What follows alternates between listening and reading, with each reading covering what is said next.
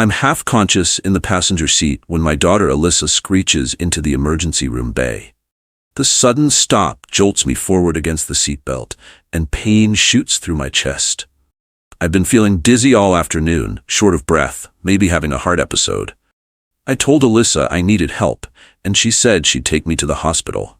But now, instead of helping me out of the car, she shoves my overnight bag into my lap. The zipper is open, clothes spilling out like she packed in a hurry without caring what went where. "They'll take it from here," she says. Her voice is flat, businesslike, like she's dropping off dry cleaning instead of her 70-year-old father who might be having a heart attack. I reach for her sleeve, trying to steady myself, trying to understand why she's acting so strange. "Alyssa, wait." She pulls away from my touch like I burned her. "I have things to do, Dad. You'll be fine." Before I can say another word, she's driving off. I watch her taillights disappear around the corner, and I'm left sitting in the passenger seat of an empty car in the ER bay, clutching my overnight bag, struggling to breathe. A security guard approaches. "Sir, you can't leave your car here." "It's not my car," I manage to say. "My daughter, she just left." He looks around, confused, then sees my condition. "Let me get you a wheelchair." Inside the emergency room, everything is bright lights and antiseptic smell and people rushing everywhere. The security guard wheels me to the reception desk, and a woman in scrubs looks up from her computer. "Name?" she asks. "Frank Westwood.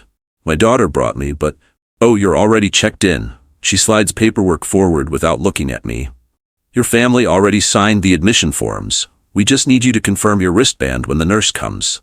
My stomach turns.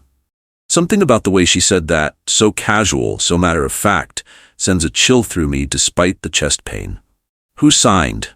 I ask. "I just got here. Your family called ahead. Everything's ready." She's already looking past me to the next patient. "But I need to see." "Sir, the nurse will be with you shortly. Please have a seat in the waiting area." The security guard wheels me to a corner. My hands shake as I try to process what just happened. Alyssa drove away without a word. The hospital says forms are already signed. Something is very, very wrong. I sit there for maybe 20 minutes, my chest still tight, my mind racing. Finally, a nurse calls my name and leads me to a bed in the ER, separated from other patients by thin curtains. "Let me just get your vitals, Mr. Westwood." She wraps the blood pressure cuff around my arm. "Your daughter provided all your information when she called earlier. Very thorough." "When did she call?" "About an hour ago, I think. Said you were experiencing chest pain and shortness of breath, that you have a history of heart problems." "I do have a history, a mild heart attack 3 years ago, managed with medication. But something about this whole situation feels orchestrated. Alyssa didn't call me an hour ago. She showed up at my house 30 minutes ago in a panic, said we needed to go to the hospital immediately, and then dumped me here like garbage. I need to see the forms," I say. "The ones that were signed." The nurse looks surprised. "Is something wrong?" "I just need to see who signed what, please." She hesitates, then says she'll check with the front desk. After she leaves, I lie on the gurney staring at the fluorescent lights, my heart pounding, and not just from whatever medical issue brought me here. The receptionist from earlier appears at my bedside. She has that same efficient, slightly annoyed expression. "You wanted to see your admission forms?" "Yes, please." She flips through papers on a clipboard and holds it out to me. I squint at the signature line. My name is there, Frank Westwood, written in tidy, flowing script, but it's not my handwriting. My signature is cramped and shaky, especially since the arthritis got worse. The signature is neat, practiced, confident. Someone forged my name. "I didn't sign this," I whisper. The receptionist blinks. Then the signer used legal authority, power of attorney, or medical proxy, probably. That's standard when family brings in elderly patients who can't sign for themselves. Power of attorney, medical proxy. The words hit me like a physical blow. I haven't given anyone power of attorney. I haven't signed any medical proxy forms, at least I don't think I have. But as I lie there, dizzy and confused and scared, I start to doubt my own memory. Did I sign something and forget? Am I losing my mind? Or is someone trying to take control of my life? I stare at the signature until my vision blurs. The handwriting is definitely not mine. The letters are too smooth, too carefully formed. When I sign my name, the F in Frank has a distinctive loop that I developed years ago from signing so many checks and documents. This signature doesn't have that loop. "Can I see the whole form?" I ask the receptionist. She hesitates, then hands me the clipboard. My hands are shaking as I read through it. The form is labeled Financial Responsibility and Consent for Treatment. Under patient name, it says Frank Westwood. Under date of birth, it lists my birthday. Under emergency contact, it lists my wife, Elaine. But then, I see it, the section that makes my blood run cold. I authorize the following person to make medical decisions on my behalf. Elaine Westwood, spouse, with secondary authority granted to Alyssa Westwood, daughter. I never authorized that. I never wrote those words. But there's my name, signed at the bottom in that neat, unfamiliar script. This isn't my signature, I say again, louder this time. Someone forged my name on these documents. The receptionist's expression shifts slightly. Less annoyed now, more cautious. "Mr. Westwood, are you saying you didn't give anyone permission to sign on your behalf?" "That's exactly what I'm saying." "Then we have a problem, because according to our records, this was submitted with proper legal authority." She leans closer and lowers her voice. "Do you have reason to believe someone is acting against your wishes?" I want to say yes. I want to tell her that my daughter just dumped me here and drove away, that my wife hasn't visited me in weeks, despite living in the same house, that something feels terribly wrong. But I also know how that sounds, like a confused old man, paranoid, maybe senile. "I need to speak to a supervisor," I say, "or someone in administration. This signature is not mine, and I did not authorize anyone to sign medical forms for me. I'll get the charge nurse." The receptionist takes the clipboard and walks away quickly, like she doesn't want to be involved in whatever this is becoming. I lie back on the gurney, trying to steady my breathing. My chest still hurts, but now I can't tell if it's my heart or just panic. How did someone forge my signature? When did they submit these forms? Alyssa called an hour before bringing me here. Did she submit forged paperwork then? The charge nurse arrives, a woman in her 50s with kind eyes and a no-nonsense demeanor. "Mr. Westwood, I understand there's a question about your admission forms." "That's not my signature," I tell her, pointing to the clipboard she's holding. "I didn't sign that document, and I didn't give anyone permission to sign it for me." She studies the signature, then looks at me. "Did you perhaps sign it at home before coming here?" Sometimes patients don't remember signing forms, especially during a medical emergency. "I was at home 30 minutes ago. Nobody asked me to sign anything. My daughter showed up, said I needed to go to the hospital, drove me here, and left. That's it." "And you're certain you haven't previously given your wife or daughter power of attorney for medical decisions?" "I'm certain." The nurse pulls out a tablet and types something.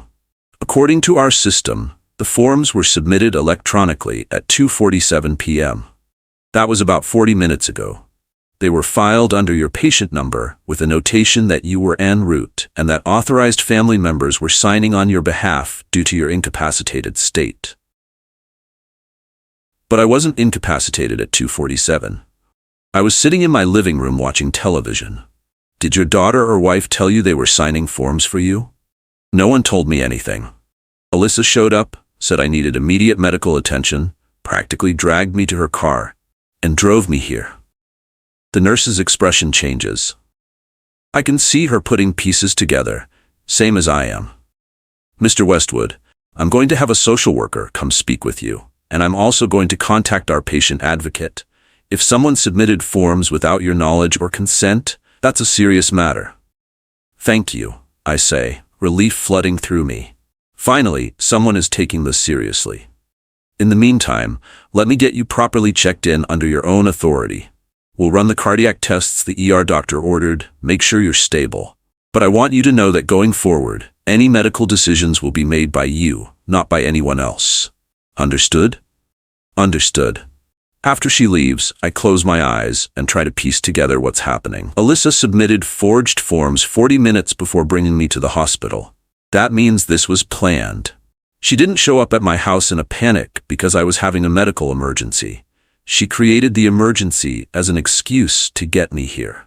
But why? What do Alyssa and Elaine gain by forging my signature and claiming authority over my medical decisions? I think about my house, my bank accounts, my retirement savings. I think about the life insurance policy I've been paying into for 40 years. I think about the fact that Elaine and I have been sleeping in separate rooms for months, barely speaking except when necessary. And I realize with horrible clarity, this isn't about my health. This is about control. Someone is trying to take control of my life. And they're using my own body, my own vulnerability, to do it. A nurse I haven't seen before comes to attach a wristband to my arm. She scans a barcode, types something into her handheld device, and then pauses. "Mr. Dalton, I'm going to—" "Westwood," I interrupt. "My name is Frank Westwood." She looks at her screen, frowns, and taps it a few times. "I'm sorry, you're right. System had you as Dalton for some reason. Let me fix that." More typing, more frowning. "Okay, Frank Westwood, date of birth March 15, 1954. My chest tightens again, but this time it's not my heart. "My birthday is March 15th, 1953. The nurse looks up sharply. "You're sure?" "I'm 70 years old. I think I know when I was born." "Of course, I'm sorry." She's typing rapidly now, clearly flustered. "I don't know how this happened. The information in our system is wrong." She looks at me directly. "Mr. Westwood, did you provide your information when you arrived?" "No. I was told my daughter provided it when she called ahead." "And your daughter would know your correct birth date?" "One would think so, yes." The nurse bites her lip, clearly uncomfortable. "I'm going to get this corrected.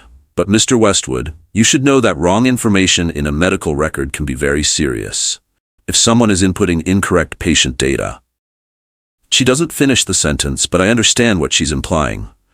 Wrong birth date could mean wrong medical history pulled up, wrong medications prescribed, wrong treatments administered.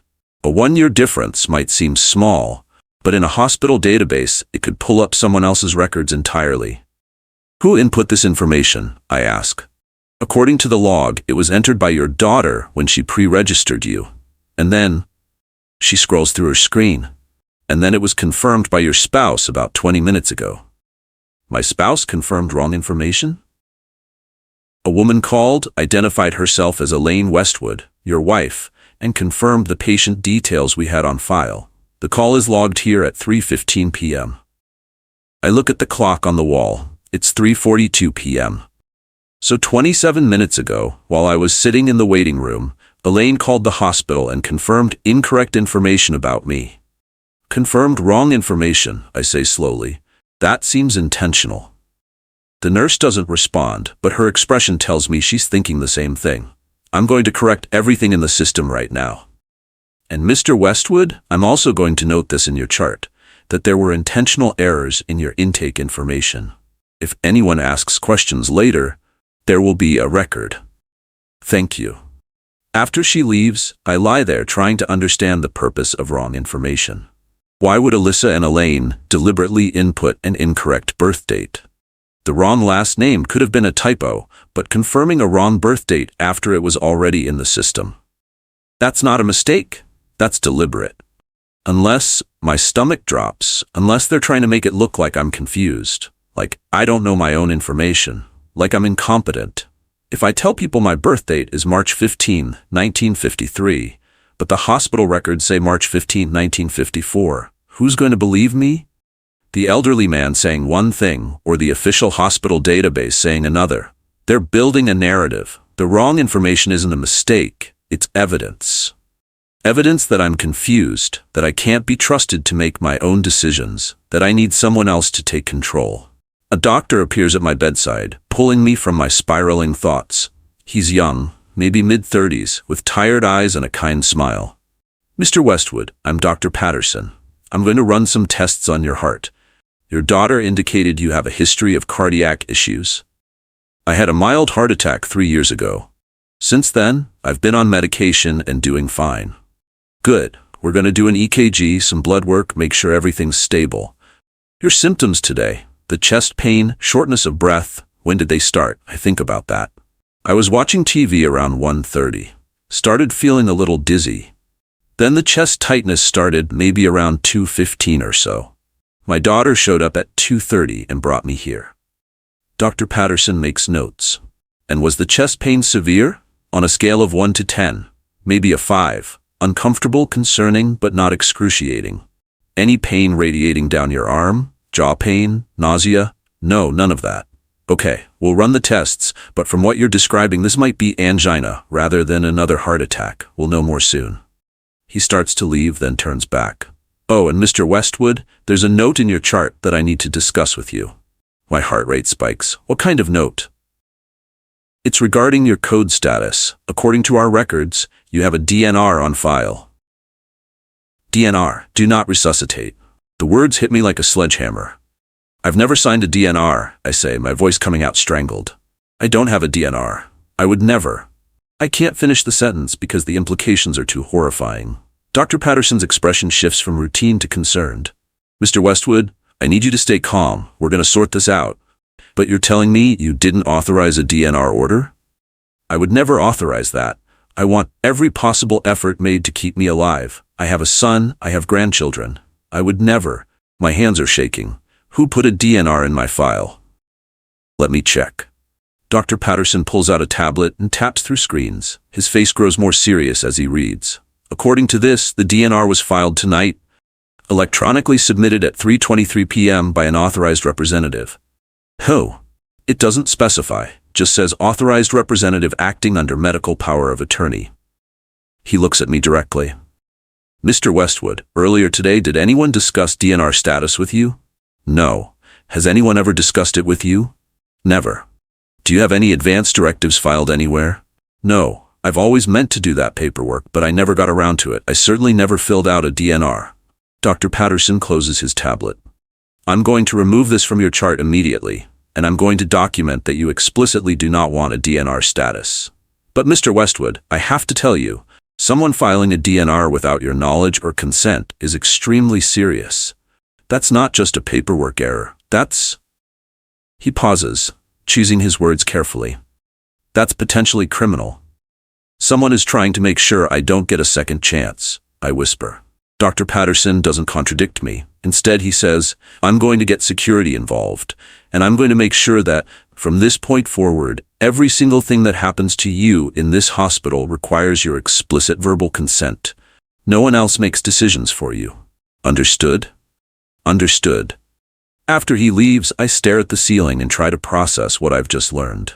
Someone, and I know it has to be Alyssa or Elaine or both, filed a DNR for me, without my knowledge, without my consent. Just filed it electronically, probably using that forged power of attorney, and created a document that says, if my heart stops, the doctors should just let me die. They're not just trying to control my life, they're preparing for my death. And based on the timeline, DNR filed at 3:23, just 36 minutes after I arrived at the hospital. They're not planning to wait long. I can't stop thinking about that DNR. 3:23 p.m. Less than an hour ago, someone sat down at a computer, pulled up my medical records using forged authorization, and electronically signed a document saying I should be allowed to die. Who does that to someone they claim to love? My hands won't stop shaking. I ball them into fists, trying to maintain some sense of control, but the fear is overwhelming. If Dr. Patterson hadn't mentioned it, if he'd just followed the chart, and if my heart had stopped, I squeeze my eyes shut, forcing the thought away. The receptionist from earlier, the one who first showed me the forged signature, appears at the gap in my curtain. She glances around to make sure no one else is nearby, then steps closer. Mr. Westwood, she says, her voice barely above a whisper. I probably shouldn't tell you this, but... She hesitates, then continues. The DNR that was filed? I checked the timestamp and the electronic signature audit trail. It was signed tonight at 3:23 p.m. from an IP address that traces to residential internet, not from here at the hospital. I stare at her. Someone signed it from home? She nods. The system logs every electronic submission. That DNR was filed from someone's house, not from this facility. Which means whoever signed it wasn't here with you, wasn't watching you decline, wasn't making a decision based on immediate medical necessity. They just decided. Can you tell whose IP address? I can't access that level of detail, but... She pulls out a small yellow sticky note and scribbles something on it. This is your patient ID code. If you go to medical records, they're on the second floor, room 2114, and ask for your full electronic access log. They're required by law to provide it. That log will show every access point, including IP addresses and user credentials. She presses the sticky note into my hand. Ask for records. Now, before someone realizes you're questioning things and tries to clean up the digital trail. Why are you helping me? I ask. Because I've worked here for 12 years, and I've seen this before. Family members filing DNRs for elderly relatives who aren't actually dying, who are just inconvenient. Usually it's about money. Sometimes it's about control. Either way, it's wrong. She glances toward the nurse's station. I have to get back. But Mr. Westwood, document everything. Every conversation, every form, every person who talks to you. You're going to need evidence. She disappears before I can thank her. I look at the sticky note in my hand. My patient ID is a string of numbers that means nothing to me, but apparently it's the key to understanding who's trying to kill me. Because that's what this is. I can call it control or manipulation or family conflict, but the reality is much simpler and more terrifying. Someone filed paperwork that would allow me to die. Someone made a decision that my life isn't worth saving. A social worker appears a few minutes later, clipboard in hand, warm smile on her face. She's probably in her 40s, with gray-streaked hair and eyes that look like they've heard too many sad stories. Mr. Westwood, I'm Angela Torres, one of the hospital social workers. Dr. Patterson asked me to come speak with you. About the DNR? About everything, really. But yes, the DNR is part of it. She pulls up a chair next to my bed. I want to ask you something, and I need you to be honest with me. Do you feel safe going home? The question catches me off guard. Not, are you in pain? Or how are you feeling? But do you feel safe? Do I? I live in the same house as my wife Elaine, though we barely speak anymore. My daughter Alyssa has keys to my house, comes and goes as she pleases. My son Caleb lives across town and visits occasionally. Until today, I thought I was safe. I thought I was just an old man dealing with normal family distance, normal aging, normal life. But now? I don't know anymore, I admit. Angela nods like this is the answer she expected. Can you tell me about your living situation? Who's in your house? Just me and my wife. We've been married 46 years. We have 2 adult children. Alyssa is 42, Caleb is 39. And your relationship with your wife? Strained. We sleep in separate rooms. We eat separately. We live like roommates, not spouses. When did that start? About 6 months ago. After. I pause, trying to remember exactly when things changed. After I refused to sign something. What were you supposed to sign? Papers about refinancing the house. Elaine wanted to take out equity, said we needed the money for home repairs. But I looked at the documents and they didn't make sense. The loan amount was way more than we'd need for repairs. I refused to sign. And your relationship deteriorated after that? Immediately. She stopped talking to me. Started making comments about how I was being difficult, how I was too old to understand modern finances. Alyssa backed her up, told me I should just trust them. Angela writes something on her clipboard. Mr. Westwood, there's already a note in your chart from intake. Someone, I don't know who, documented that you're confused and non-compliant with medical advice. What? I'm not confused. And what medical advice? I just got here. I know, that's why this note concerns me. It was entered into the system at 3:08 p.m. before you even arrived at the hospital. Someone pre-documented that you would be difficult and confused. My heart is racing now. They're building a story. Yes, Angela says bluntly. They're creating a narrative in your medical record that makes you look incompetent. Wrong birth date, claims of confusion, non-compliance, and then the DNR on top of it all. Mr. Westwood, I've been doing this job for 15 years. This is not normal family concern. This is something else. They want me dead, I say. The words feel surreal coming out of my mouth, but I know they're true. I don't know if it's that extreme, Angela says carefully, but someone definitely wants control. Control of your medical decisions, probably control of your finances, control of your life. The question is, what do you want to do about it? I want to fight back. Good, because you're going to need to.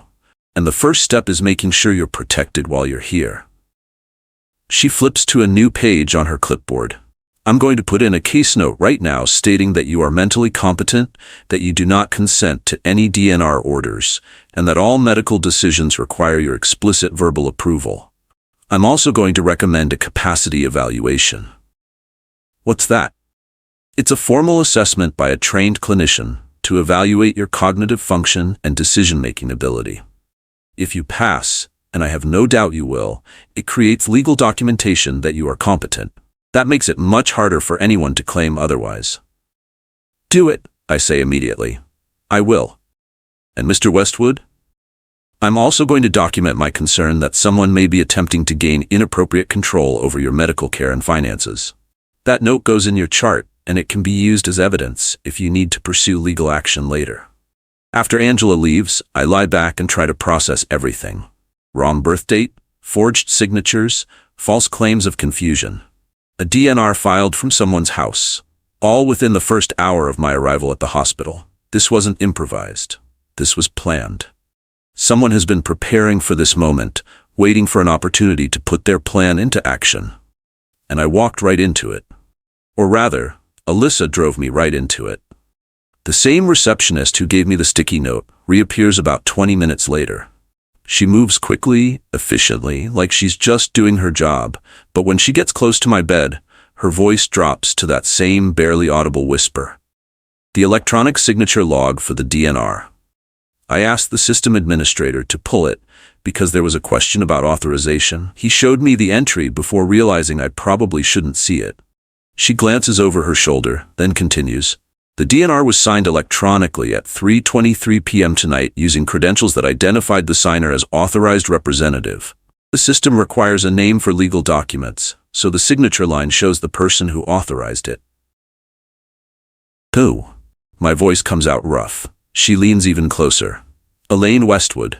Your wife filed the DNR from your home IP address 40 minutes after your daughter dropped you off here. My vision blurs for a second. Elaine. My wife of 46 years. The woman I shared a life with, raised children with, built a home with. She sat at our house, and filed paperwork saying the doctors should let me die. I can't give you a printed copy, the receptionist continues. That would get me fired, but I can tell you that the Medical Records Office has to provide this information if you request it directly. Ask for the audit trail, ask for the IP address verification. It's all documented in the system. She taps the counter twice. Patient ID 88479291. Second floor, room 2114. Don't wait.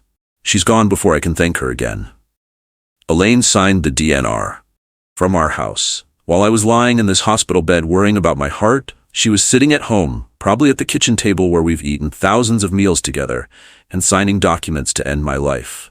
The betrayal is so complete, so absolute, that for a moment I can't breathe. And I don't think it's my heart this time.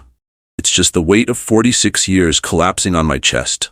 But then anger cuts through the shock. Sharp, clean anger that burns away the sadness and leaves something harder in its place. They want to control me? Fine. I'll show them what a supposedly confused, non-compliant old man can actually do. I press the call button for the nurse. When she arrives, a different nurse, younger, with kind eyes, I say, I need to go to medical records. Second floor, room 2114. Can someone take me? She looks uncertain. Mr. Westwood, you're waiting for test results. The doctor wants you to stay put until... Am I under arrest? Am I being held against my will? No, of course not, but... Then I need to go to medical records. It's urgent. It's about my medical documentation and my legal rights. I'll come right back, I promise. But I need to do this now. She hesitates, then nods. Let me get you a wheelchair. But if you start feeling worse, chest pain, shortness of breath, anything, you tell me immediately. I will. 5 minutes later, I'm being wheeled through hospital corridors toward the elevator. The nurse pushes my wheelchair, and I clutch the sticky note with my patient ID, feeling like I'm heading into battle, armed with nothing but a scrap of yellow paper. Medical records is exactly where the receptionist said it would be. Room 21114, second floor, tucked away at the end of a long hallway. The nurse wheels me to the desk, where a clerk, a man in his 60s with reading glasses hanging from a chain, looks up from his computer. Can I help you? I need my complete electronic access log, I say, holding up the sticky note. Patient ID 88479291. I need to see every entry, every authorization, every document filed tonight. Especially the DNR. The clerk's eyebrows rise. That's an unusual request. It's my legal right under HIPAA. I'm requesting my medical records and the documentation of who accessed them and when. Well, yes, but most patients just want copies of their charts, not the audit trails. I want everything. Every access point, every IP address, every user credential used to file documents in my name. Can you provide that or not? The clerk studies me for a long moment. I can see him trying to decide if I'm a confused old man making trouble or if I actually know what I'm asking for. Whatever he sees in my face must convince him because he turns to his computer. It'll take a few minutes to pull all of that together. I'll wait. While he types, I sit in the wheelchair feeling my heart pound against my ribs. This is real. I'm actually doing this. I'm fighting back. The nurse who brought me here hovers uncertainly. Mr. Westwood, I should probably get you back downstairs. Just a few more minutes, please. The clerk's printer starts humming. Pages begin sliding out, one after another. 5 pages, 10, 15. Finally, the printer stops and the clerk staples the stack together. Here you are. Complete electronic access log for patient 8847291 Frank Westwood. Every document filed, every access point, every authorization used. The IP addresses are listed in the right column. I take the papers with shaking hands. The print is small, dense with information, but I scan down until I find what I'm looking for. Document, do not resuscitate. Ordered 15 him. Authorized by Elaine Westwood, IP address 192.168.1.1, residential Cox Cable, Richmond, VA. Authentication, medical power of attorney claimed. There it is. Proof. Elaine filed the DNR from our home computer at 3:23 p.m., claiming she had medical power of attorney when she knows damn well she doesn't. But there's more. I flip through the pages, scanning entries. Document, financial responsibility form, time 1447, authorized by Alyssa Westwood. IP address 192.168.1.1, residential Cox Cable, Richmond, VA. Document, emergency contact update, time, authorized by Elaine Westwood, IP address 192.168.1.1, residential, Cox Cable. Document patient status note, confused non-compliant. Author Mhin. ITRS 192.168.1.1. Every single document was filed from my home computer. Alyssa filed the financial forms at 2:47 p.m. before she even came to get me.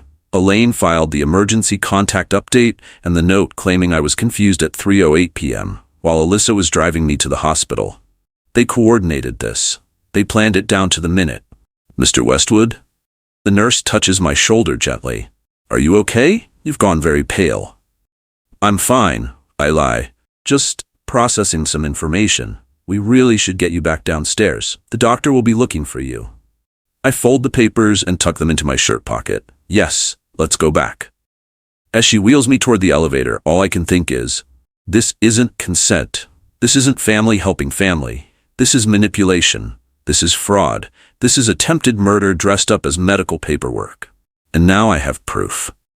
Back in the ER, I wait for Dr. Patterson to return with my test results. The papers from medical records are still tucked in my shirt pocket, but their weight feels heavier than 15 pages of printer paper should. They feel like evidence. Like ammunition. A different social worker appears, not Angela Torres, but an older woman with steel gray hair pulled back in a tight bun. She introduces herself as Patricia Hammond, the evening shift social worker. Mr. Westwood, I'm here to do a quick check-in. Standard procedure for all elderly patients admitted alone. She sits on the rolling stool and opens a tablet. I'm going to ask you some questions about your home situation. Okay? Okay. Do you live alone? No, I live with my wife. And how is your relationship with your wife? The question feels loaded. Has she already talked to Angela? Has she read the notes in my chart? Or is this genuinely standard procedure? Strained, I admit, because lying won't help me now. We've grown apart over the past year. Do you have adequate support at home? Someone to help with meals, medication, daily activities? I don't need help with those things. I'm capable of taking care of myself. Patricia makes a note. Mr. Westwood, I see here that there's a question about your emergency contacts. The original intake listed your wife as primary contact, but you've indicated that was entered without your knowledge? That's correct. I changed my emergency contacts months ago. My son Caleb is supposed to be primary contact, not my wife. And why did you make that change? Because I was starting to realize Elaine couldn't be trusted, because our marriage was falling apart and I needed someone reliable, because even then, some part of me knew something was wrong. Personal reasons, I say. But the change was filed properly with my primary care doctor and with my insurance company. The hospital shouldn't have my wife listed as primary contact. Patricia taps her screen. According to our records, your wife is listed as primary and your daughter Alyssa as secondary. There's no notation of your son at all. My hands clench into fists. Someone deleted Caleb from my contacts. Someone replaced the information I filed months ago. That's a serious allegation. I have proof. Call my doctor's office, Dr. Reginald Bishop at Richmond Family Medicine. He has my correct emergency contact information on file. Call my insurance company, Blue Cross. They have it too. Someone changed the information in your system without my authorization. Patricia's expression shifts from routine concern to actual alarm. I'm going to follow up on that. But Mr. Westwood, I have to ask you directly, do you feel safe going home? There's that question again. And this time I know the answer. No, I say. I don't feel safe at home. My wife filed a DNR without my knowledge. My daughter forged my signature on medical documents. Someone deliberately entered wrong information into my medical records. Someone changed my emergency contacts to cut off communication with my son. I don't know what they're planning, but I know it's not in my best interest. Patricia types rapidly. I'm documenting all of this, and I'm also noting that you've expressed safety concerns. That means we can't discharge you to a potentially unsafe home environment. What does that mean? It means you're not leaving this hospital until we figure out what's going on. It means we're going to contact your son Caleb directly and get his perspective. And it means... She pauses, choosing her words carefully. It means that if someone is trying to manipulate your medical care or gain inappropriate control over your decisions, we're going to stop them. I feel tears prickling at my eyes, but I blink them back. Thank you. Don't thank me yet. This is going to get complicated. Family situations like this always do. She stands up. I'll be back later to check on you. In the meantime, Dr. Patterson should have your test results soon. After she leaves, I pull out my phone. I need to call Caleb, need to tell him what's happening. But when I unlock the screen, I see a notification that makes my stomach drop. A text message from Alyssa, sent 45 minutes ago. Don't make a scene at the hospital. Mom is handling everything. Just rest and do what the doctors say. I stare at the message. Mom is handling everything. Like I'm a child who needs managing. Like my life is something for them to handle. I start to compose a reply, then stop. What would I even say? I delete the drafted text and instead open my contacts to call Caleb. The call goes straight to voicemail. That's strange. Caleb always answers his phone, especially if I'm calling. I try again, straight to voicemail again. I send a text. Caleb, it's Dad. I'm at Richmond General ER. Something's wrong. Need to talk to you ASAP. Please call. The message shows as delivered but not read. I wait 5 minutes. 10. No response. A creeping suspicion starts to form. I go into my phone settings, looking for my call log, my blocked numbers list, any indication of why Caleb isn't receiving my messages. That's when I see it. Under my phone carrier settings, there's something called Family Safety Filter turned on. I don't remember activating that. I tap it, and a list appears showing blocked contacts. Caleb's number is on the list. My hands start shaking so badly, I almost drop the phone. Someone activated a call blocking feature on my phone and specifically blocked my son's number. That's why my calls aren't going through. That's why he hasn't responded. They've isolated me, cut me off from the one person who might actually help me. I'm trying to figure out how to disable the block when my phone rings. It's Elaine. I stare at the screen, watching her name flash. Part of me wants to answer, wants to scream at her, demand answers. But another part, the smarter part, knows I shouldn't engage. Not yet. Not until I have a plan. I let it ring through to voicemail. 20 seconds later, a voicemail notification appears.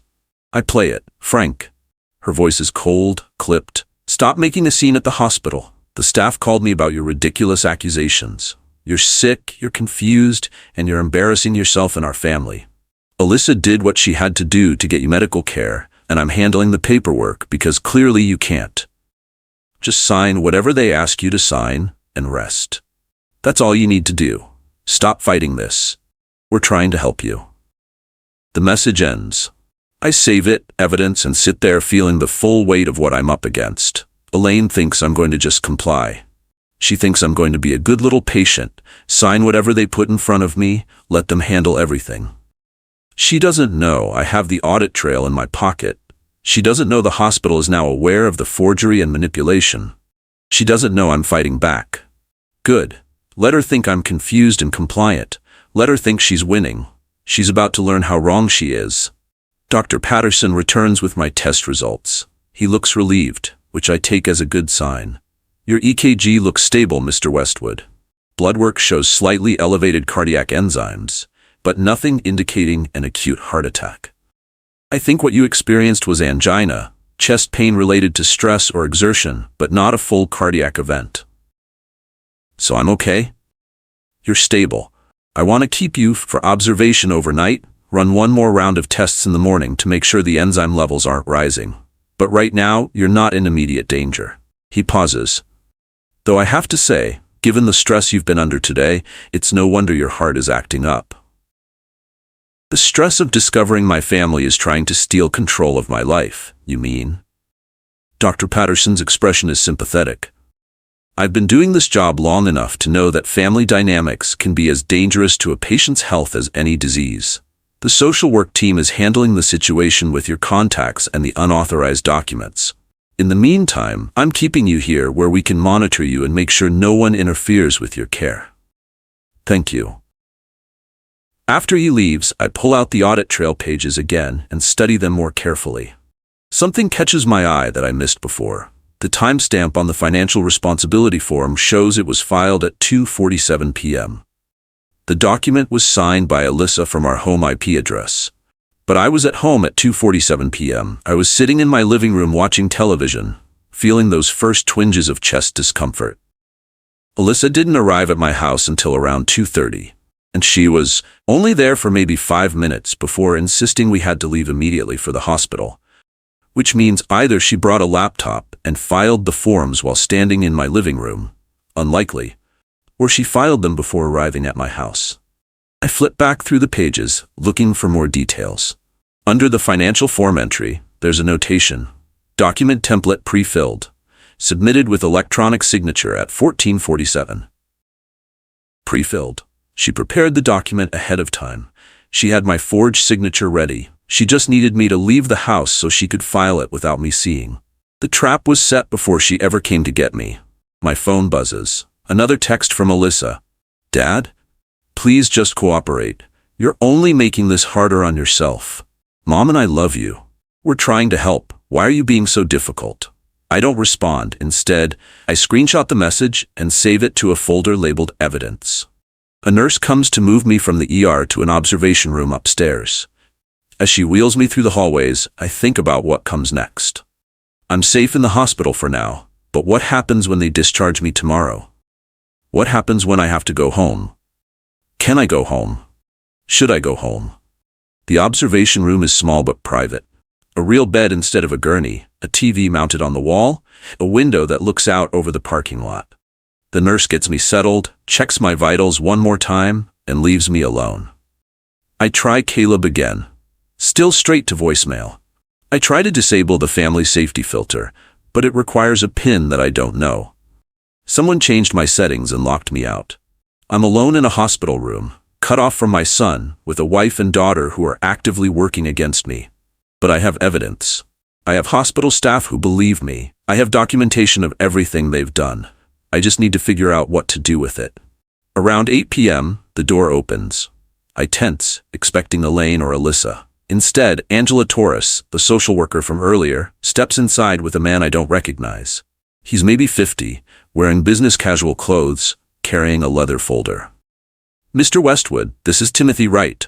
He's from our hospital's patient advocacy office. I asked him to come talk to you about the situation with your medical records and emergency contacts." Timothy shakes my hand and sits in the chair next to my bed. "Mr. Westwood, I've been briefed on your case. What's happening to you? The forged signatures, the unauthorized DNR, the manipulated records. That's not just a family dispute. That's potential fraud, potential elder abuse, and definitely a violation of medical ethics and hospital policy. What can you do about it? It's several things. First, we've corrected all the false information in your records. Your birth date is fixed, your emergency contacts are updated to list your son Caleb as primary, and we've removed all documentation that was filed without your explicit consent. Including the DNR? Especially the DNR. That document is gone from your chart, and there's now a note that states very clearly, Frank Westwood is competent, does not consent to DNR status, and requires full resuscitation efforts if needed. No one can override that without a court order. Relief floods through me. Thank you. But Mr. Westwood, there's more we need to discuss. Angela tells me you don't feel safe going home. Is that still true? I nod. Then we need to make a plan.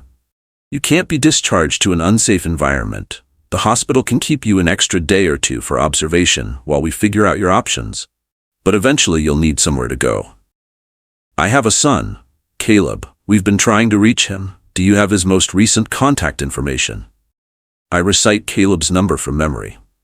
Timothy writes it down. We'll keep trying. In the meantime, I want you to know that we take elder abuse very seriously. If you want to press charges against your wife and daughter for the forgery and fraud, the hospital will support you. We'll provide copies of all documentation, we'll have staff members testify if needed, and we'll connect you with law enforcement and adult protective services. I don't know if I want to press charges. They're still my family. I understand, but think about it. Because what they did, filing a DNR, forging signatures, manipulating your medical records, those aren't mistakes. Those are crimes. And if you don't stop them now, they'll keep trying. After Timothy and Angela leave, I lie in the hospital bed staring at the ceiling. My chest doesn't hurt anymore. The angina has passed, treated with nitrates and rest. But the pain in my heart, the betrayal, the fear, the realization that my wife and daughter want me dead or at least out of the way, that pain is worse than any physical symptom. My phone rings. Not Elaine this time, not Alyssa. It's a number I don't recognize. I answer cautiously. Hello? Dad? It's Caleb's voice, but from an unfamiliar number. Dad, I finally got through to you. What's going on? I've been trying to call you for hours, but my calls weren't going through. Then the hospital just called from a different line and said you'd been admitted. Are you okay? Caleb. I don't mean to cry, but tears start streaming down my face. Caleb, I need help. Your mother and sister, they're trying to, I don't know how to explain. Dad. Slow down, tell me what happened. So I do. I tell him everything. The strange drop-off at the ER, the forged signatures, the wrong birth date, the DNR, the blocked phone number. All of it spills out in a rush of words and fear and relief that someone finally believes me. Caleb listens without interrupting. When I finish, there's a long silence. Dad, I'm coming to the hospital right now. Don't sign anything. Don't talk to Mom or Alyssa without a witness. Don't agree to anything. I'll be there in 20 minutes. Your number was blocked on my phone. How are you calling me? I'm using my girlfriend's phone. Dad, something really wrong is happening. I've been getting weird texts from Alyssa all week asking questions about your finances, about whether you've talked to a lawyer, about your will. I thought she was just being nosy. But now she's trying to take everything. Yeah, and Dad, I think I know why. Caleb arrives 30 minutes later, breathless from running through the hospital. He's 39, but looks younger, tall and lean like he was in high school, with my same dark hair now streaked with gray. His girlfriend, Rachel, is with him, a kind woman I've met a few times, a nurse at a different hospital. Dad. Caleb pulls me into a tight hug. I'm so sorry. I should have known something was wrong when my calls stopped going through. How did you finally reach the hospital? I called the main line and asked for the patient advocate's office, told them my father was admitted and I couldn't reach him directly. That's when they told me about everything. The forged documents, the DNR, all of it. Rachel stays by the door, watching the hallway. We should probably keep this quick in case your wife or daughter show up. They won't, I say. Elaine hasn't set foot in this hospital, and Alyssa dropped me off and left. They're handling everything remotely, from home. That's even more suspicious, Caleb says. He pulls out a chair and sits close to my bed. Dad, I need to tell you something. A few months ago, Mom asked me to sign some documents. She said it was for estate planning, that you and she were updating your wills and you needed me to witness some signatures. My heart sinks. What documents? I didn't sign them. I told her I wanted my own lawyer to review anything involving your estate first. She got really angry, said I was being difficult and paranoid. Then Alyssa called me and said basically the same thing, that I was making problems where there weren't any, that I should just trust Mom. What were the documents? I only saw them briefly before I refused to sign. But Dad, one of them looked like a power of attorney form, and another one looked like it might have been medical power of attorney. Did they have my signature on them?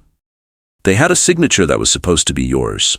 I can't swear it was forged because I didn't look that closely, but the whole thing felt wrong, so I said no. I closed my eyes. They were trying to get you to notarize forged documents. That's what I think now, yeah. At the time, I just thought it was weird. But after I refused, everything changed. Mom stopped inviting me to family dinners. Alyssa stopped returning my calls. It was like they cut me out.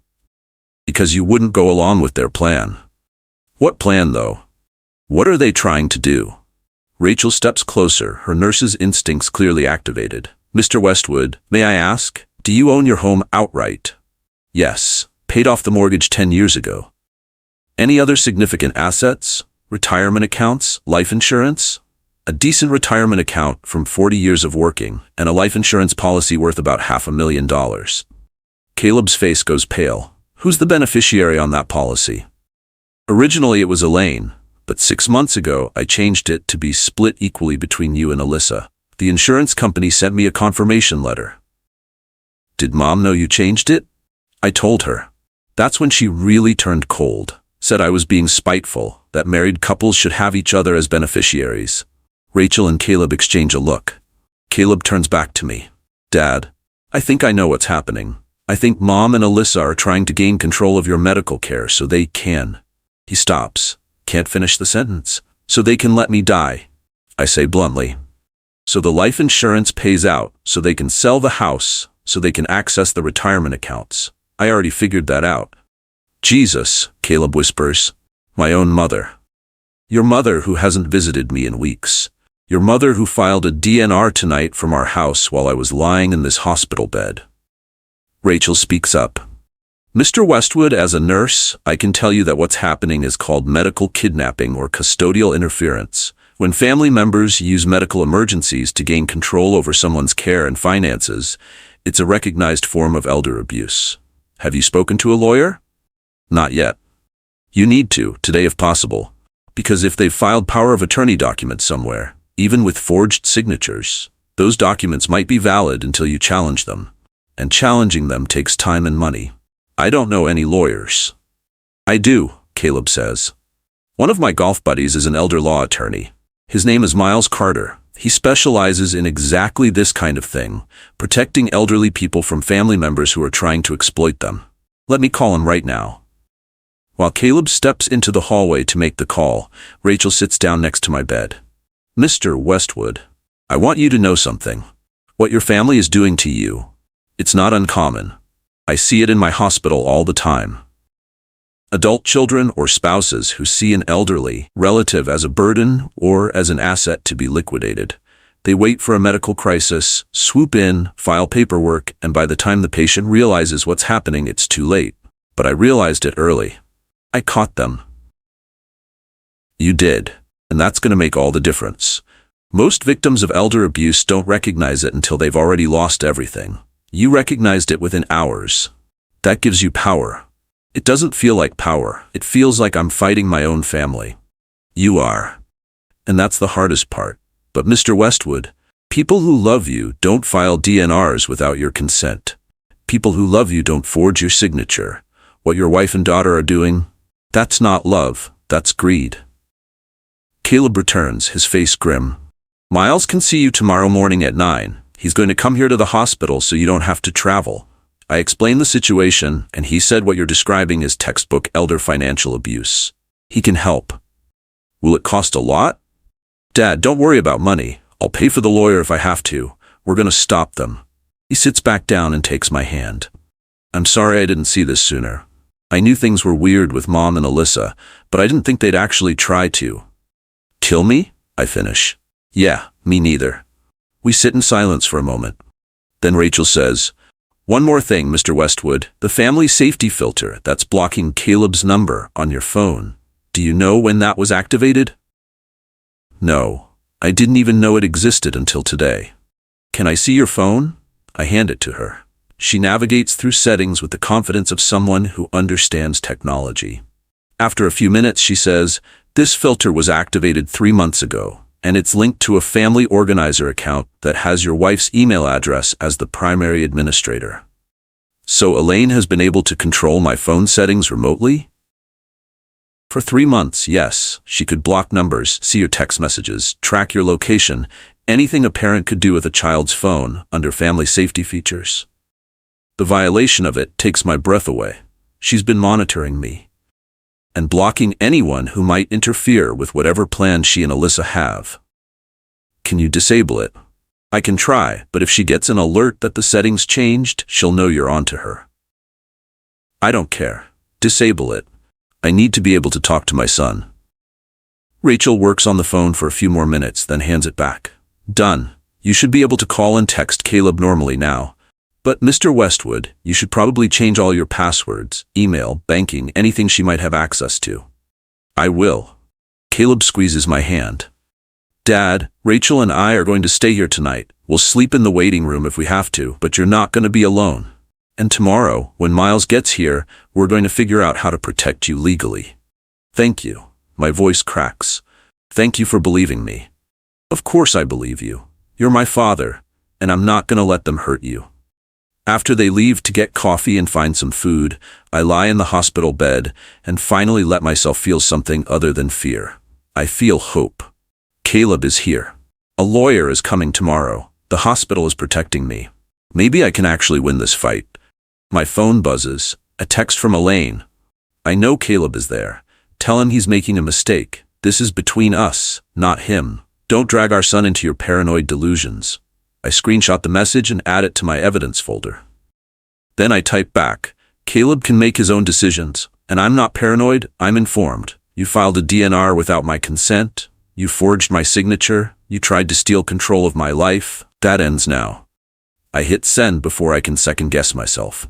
3 dots appear immediately showing she's typing, then they disappear, then appear again, then disappear.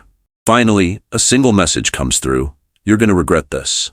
I save that one too. Because in the morning, when lawyer Miles Carter arrives, I'm going to show him everything. Every forged signature, every manipulated record, every threatening text, and then we're going to end this.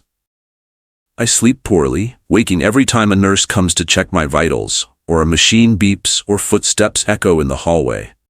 Every sound makes me tense, half expecting Elaine or Alyssa to appear at my door, despite the hospital's assurance that I'm safe. Around 6 a.m., I give up on sleep and turn on the TV. Morning news, weather, nothing that can hold my attention. My mind keeps circling back to the same questions. How long have they been planning this? When did Elaine stop being my wife and become my enemy? Was there a specific moment, or did it happen gradually over months and years? Caleb appears around 7:30 with coffee and breakfast sandwiches. He looks as tired as I feel. Rachel's at work, but she's checking in every hour. How are you doing, Dad? Didn't sleep much. Me neither. He hands me coffee, black the way I like it. Miles texted me. He'll be here at 9 sharp. In the meantime, I've been thinking about what we need to tell him. Everything. We need to tell him everything. Agreed, but also, we need to figure out next steps. Because Dad, even if we prove the documents were forged, even if we shut down whatever Mom and Alyssa are planning, you still have to figure out where you're going to live. The thought hadn't fully occurred to me. I can't go home. Not if Elaine is there. Not if she's actively trying to hurt me. I can't afford to move out and keep paying the mortgage on a house I'm not living in.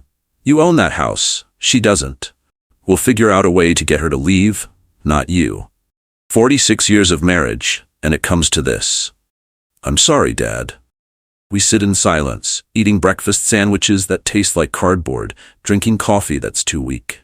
2 men trying to figure out how to survive a family that's turned toxic. At exactly 9 a.m., there's a knock on the door. A man in his mid-50s enters, tall, gray-haired, wearing a suit that looks expensive, but not showy. He carries a leather briefcase and has the calm, confident demeanor of someone who's seen everything and can't be shocked. "Frank Westwood, I'm Miles Carter." He shakes my hand firmly. "Caleb has filled me in on the broad strokes, but I need to hear the details from you. Start at the beginning." For the next hour, I tell him everything. Alyssa's strange arrival at my house, the panicked drive to the ER, the forged signatures, the wrong birth date, the DNR filed for my home computer, the blocked phone numbers, the threatening texts. I show him the audit trail from medical records, the screenshots of texts, the voicemail from Elaine. Miles takes notes on a legal pad, asking occasional clarifying questions, but mostly just letting me talk. When I finish, he sits back and studies his notes for a long moment. "Mr. Westwood, what you've experienced is called elder financial exploitation with attempted custodial control. In simpler terms, your wife and daughter tried to use a medical emergency to gain legal control over your healthcare decisions and presumably your financial assets. The fact that they filed a DNR is particularly egregious. That crosses from exploitation into something much darker. Can we stop them? We can absolutely stop them, but we need to move quickly. First, let me see those audit trail documents." I hand him the papers from medical records. He reads through them carefully, occasionally making notes. "This is excellent evidence. The IP address tracking shows all the documents were filed from your home, which means your wife and daughter weren't acting in response to a medical emergency. They were executing a pre-planned strategy. The forged signatures are a serious crime, and the DNR filed without your knowledge?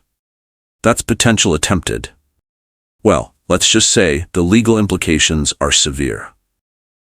What do we do first? First, we formally revoke any and all powers of attorney, whether they exist or not. We're going to file documents stating clearly that Frank Westwood has never granted medical or financial power of attorney to anyone, and that any documents claiming otherwise are fraudulent. Second, we're going to notify your bank, your insurance company, and any other financial institutions that someone may attempt to access your accounts using forged documents. Third, we're going to get you somewhere safe to live, not your house, at least not while your wife is there. Can I force her to leave? It's my house. It's marital property, which complicates things, but we can petition for temporary exclusive use of the home based on safety concerns. That would require her to leave while the legal matters are resolved. In the meantime, Caleb, do you have space for your father? My place is small, but yeah, he can stay with me. Good. We'll make that work short term. Miles pulls out more papers from his briefcase. Now, Mr. Westwood, I need you to look at these documents. These are the revocation forms I mentioned. You'll sign them, we'll get them notarized here in the hospital, and then I'll file them with every relevant authority. The court, your bank, your insurance company, everywhere. He spreads the papers on the rolling table next to my bed. I read through them carefully. They're clear, straightforward legal language stating that I, Frank Westwood, revoke any and all powers of attorney, that I have not granted anyone authority to make medical or financial decisions on my behalf, and that I am mentally competent to manage my own affairs. This feels like overkill, I say. If no legitimate power of attorney exists, why do we need to revoke it? Because your wife may have filed forged documents somewhere that we don't know about. She might have filed them with the court, with a bank, with a brokerage firm. By filing these revocations broadly, we're ensuring that even if some forged document exists, it's now legally invalid. That makes sense. I sign the forms. Miles witnesses my signature, then calls a hospital administrator who can notarize the documents. Within 20 minutes, everything is official. Done. Miles says, tucking the papers back in his briefcase. Now comes the harder part. We need to request your full medical records from the hospital and from your primary care physician. We need to document every instance of manipulation or forgery, and then we need to decide whether you want to press criminal charges. Criminal charges against my wife and your daughter. They committed forgery, fraud, and possibly attempted medical fraud. Those are felonies, Mr. Westwood. The police should be involved. I don't know if I want to send my own family to jail. That's understandable, but consider this. If you don't press charges, What's to stop them from trying again? What's to stop them from waiting 6 months or a year and then doing the exact same thing, only more carefully? The thought chills me. You're right. We need to report it. I'll contact the police and Adult Protective Services today. In the meantime, let's talk about your house. You said you own it outright? Yes. Any other assets? Retirement accounts? Investments? A 401k worth about $400,000. Some stock investments, maybe another $100,000. And the life insurance policy, $500,000, split between Caleb and Alyssa. We need to contact all of those institutions immediately and put fraud alerts on your accounts. We're also going to change your beneficiaries. Change them how? Remove Alyssa entirely. She's demonstrated that she's willing to harm you for financial gain. She doesn't deserve to inherit anything. The words hurt, but they're true. My own daughter tried to kill me, or at least tried to set up circumstances where I might die and she'd benefit. Why would I leave her money? Do it, I say. Change the beneficiaries. We'll need access to your computer to handle some of this, Miles says. Do you have your laptop here? No, it's at home. Is it password protected? Yes. Good, but that means we can't access it right now. Caleb, can you go to the house and retrieve it? Caleb shakes his head. Mom will see me. She'll know something's up. Actually, that might work in our favor. Let's call her right now. I want to request a meeting. Neutral location, both parties present, with me as mediator. That gets her out of the house. Then Caleb can go get the laptop. She'll never agree to a meeting. She will if I frame it correctly. Miles pulls out his phone. What's her number? I recite it. Miles dials, putting the call on speaker. Elaine answers on the third ring. Hello? Mrs. Westwood, this is Miles Carter. I'm an attorney representing your husband, Frank. I'm calling to request a mediation meeting to discuss the current family situation. I don't know what you're talking about. Her voice is cold, controlled. I think you do, Mrs. Westwood. Your husband has retained legal counsel regarding the forged medical documents, the unauthorized DNR, and the manipulation of his medical records. These are serious legal matters that could result in criminal charges. I'm offering you an opportunity to resolve this situation through mediation, rather than through the courts. Silence on the other end. Then, Frank put you up to this? Your husband is my client. He has every right to legal representation. This is ridiculous. I'm his wife. I was helping him.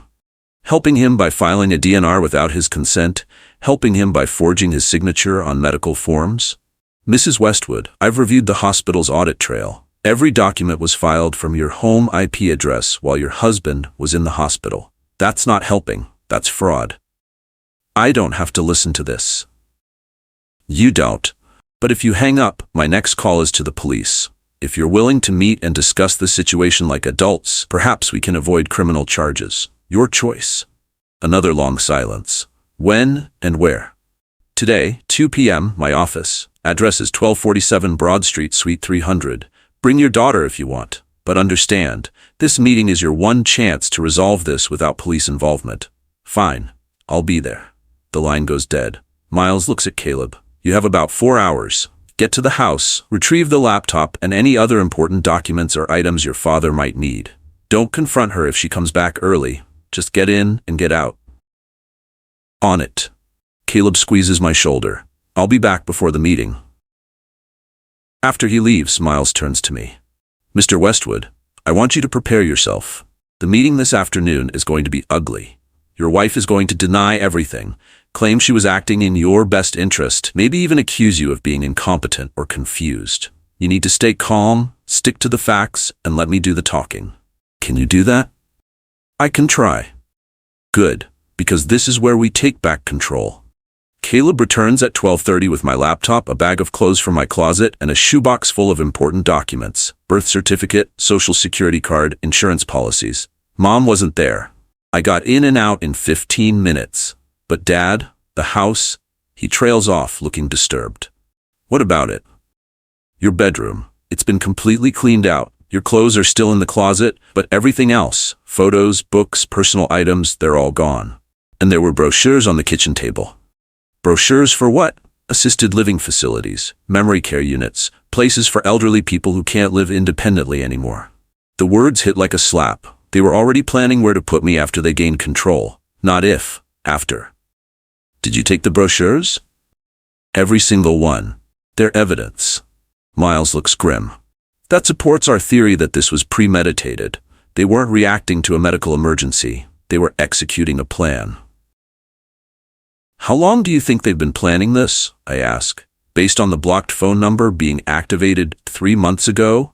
At least that long, possibly longer. All this time, while I was living with her, eating dinner with her, sleeping under the same roof, she was planning how to get rid of me. Yes, Miles says bluntly.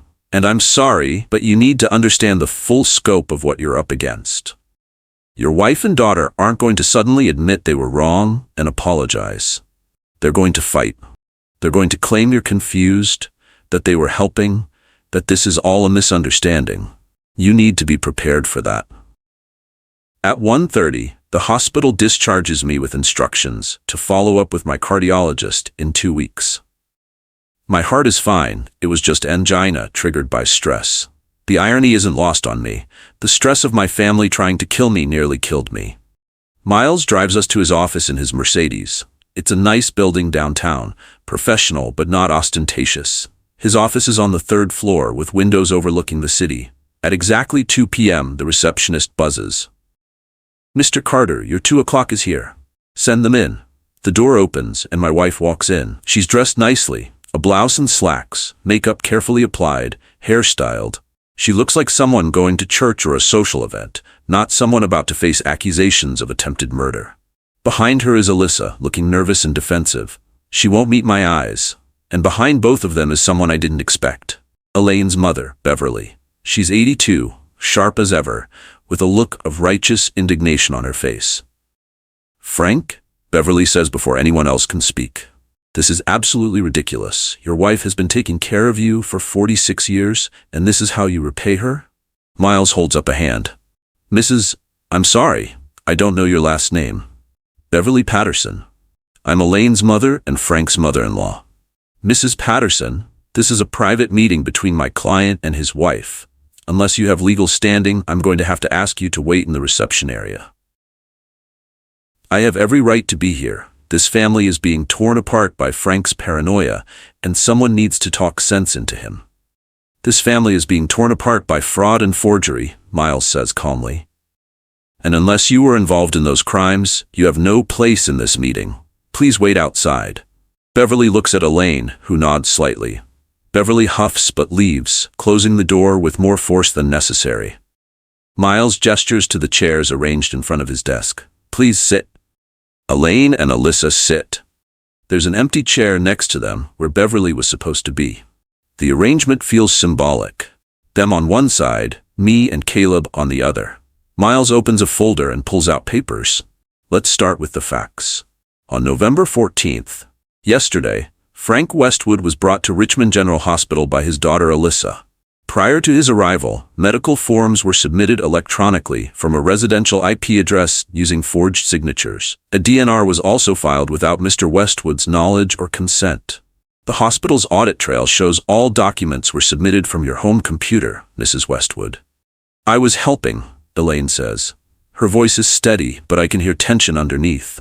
Frank was having a medical emergency. I filed the necessary paperwork.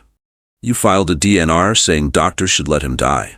That's not what a DNR means. It means no extraordinary measures. Frank is 70 years old. He wouldn't want to be kept alive on machines. Did you ask him what he wanted? I know my husband. Apparently you don't, because when we asked him directly, he explicitly rejected DNR status. He wants full resuscitation efforts if needed. Elaine's jaw tightens.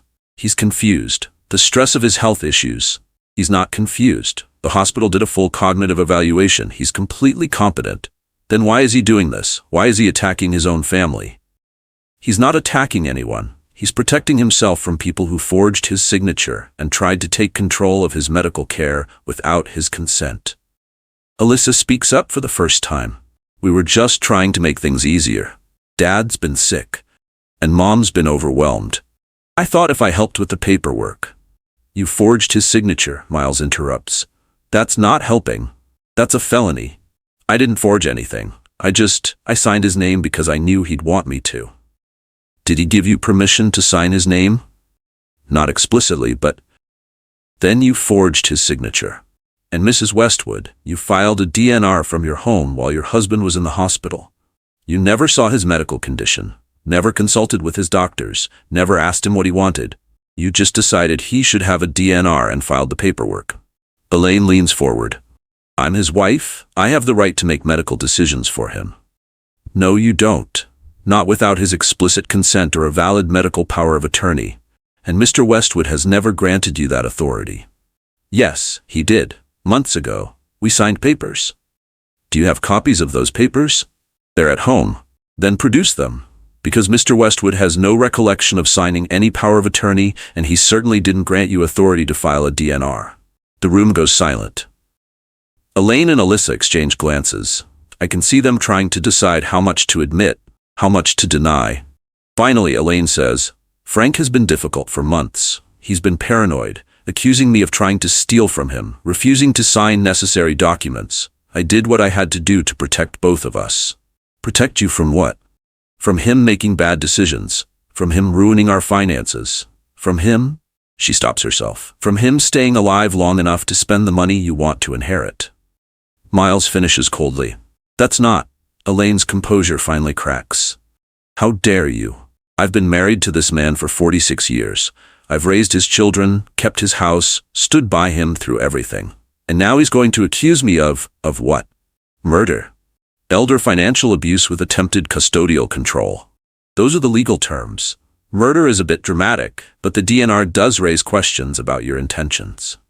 Alyssa stands up abruptly. This is insane. We were trying to help, and now we're being accused of crimes? Dad, why are you doing this? I look at her, really look at her, and I see fear in her eyes. Not remorse, not guilt, just fear of being caught.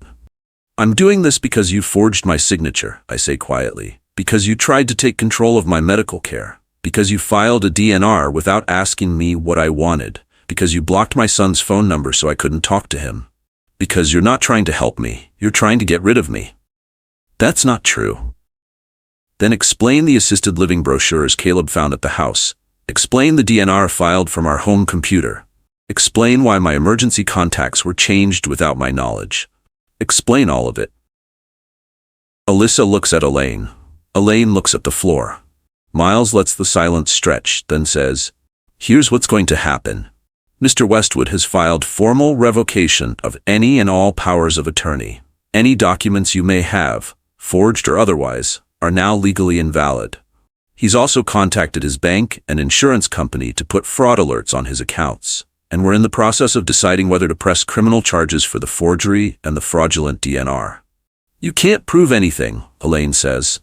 Actually, we can. The hospital has full audit trails showing exactly when and where every document was filed. We have the forged signatures, we have the IP addresses, we have Mr. Westwood's testimony and the testimony of hospital staff. We have more than enough evidence for criminal charges.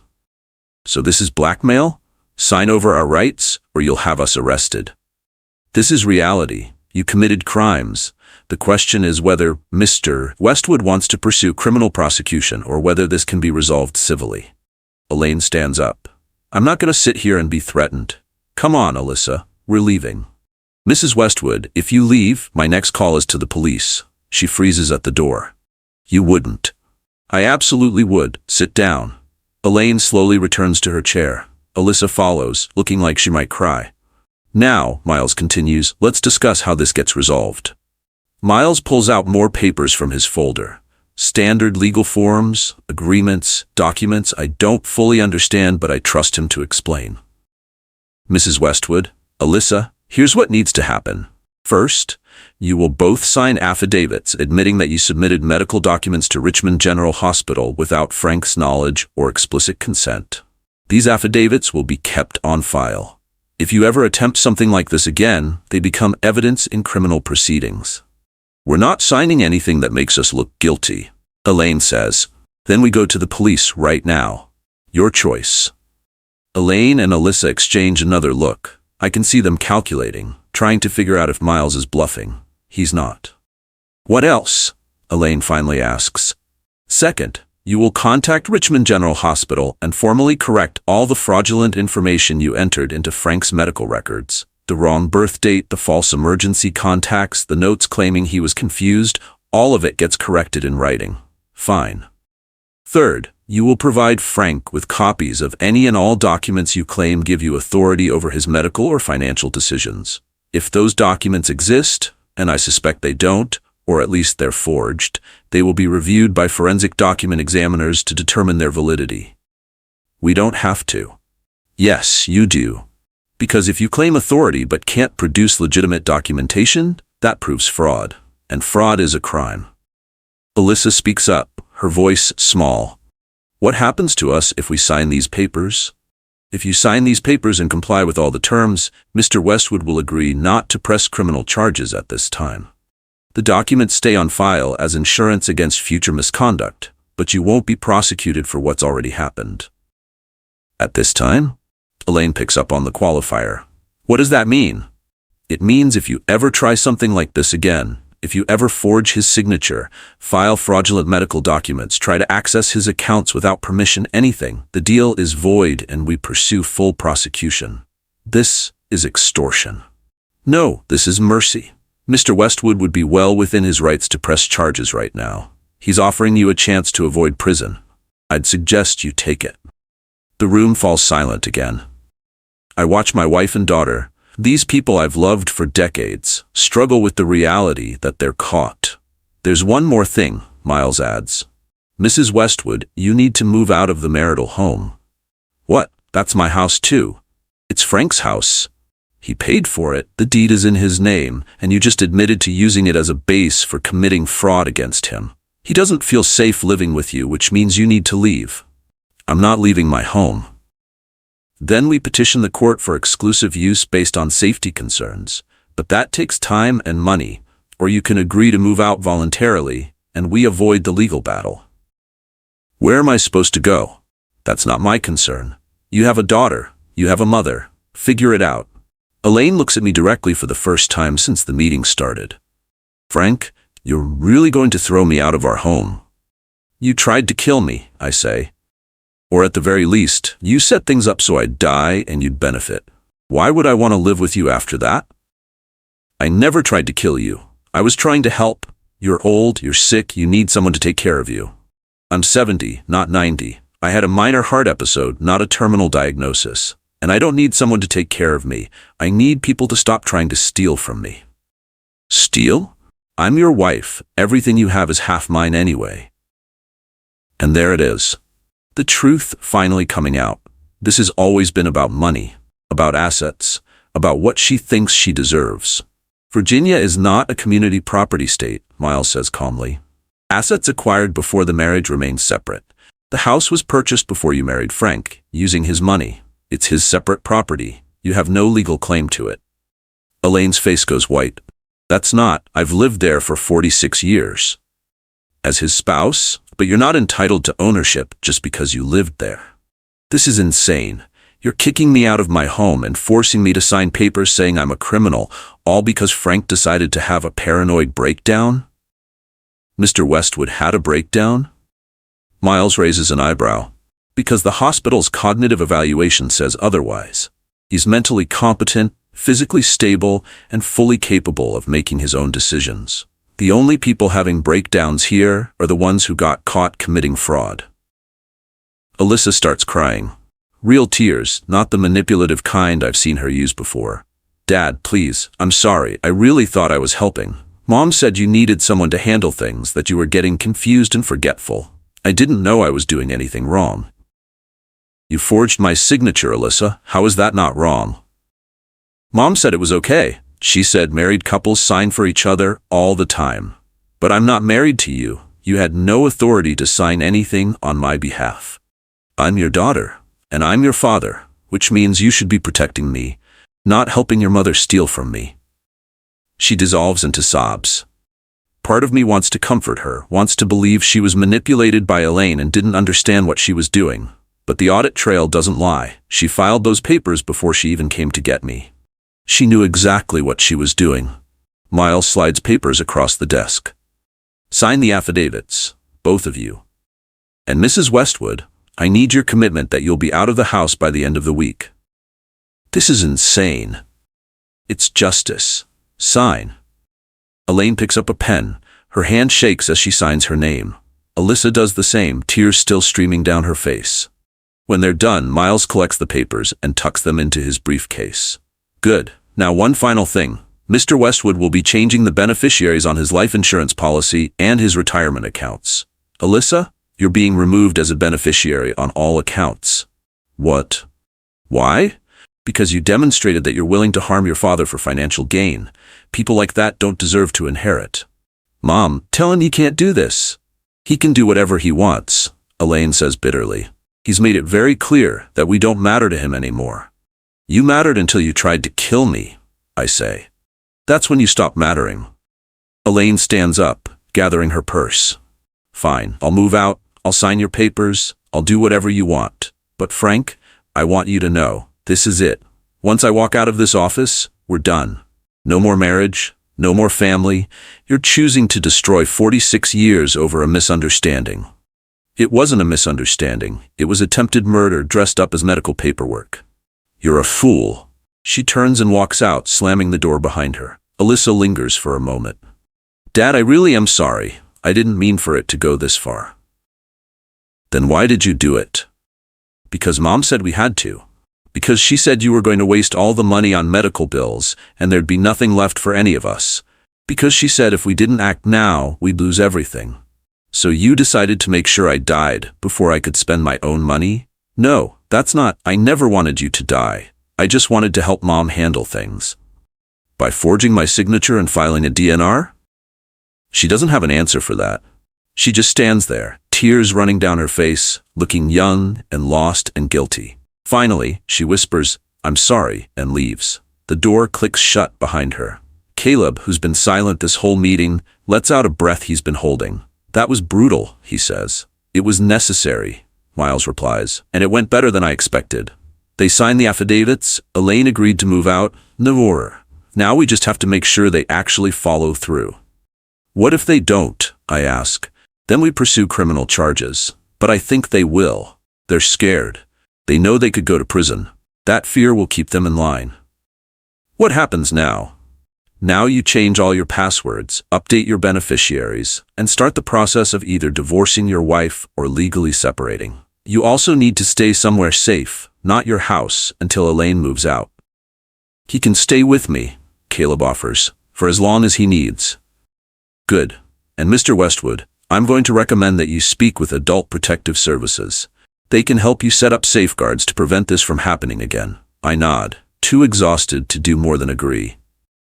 The meeting drained me, not physically, but emotionally. Watching my wife and daughter sign those papers, admitting what they'd done, felt like watching the final collapse of my family. But I'm alive. I'm free. I have control of my own life again. That's worth the pain.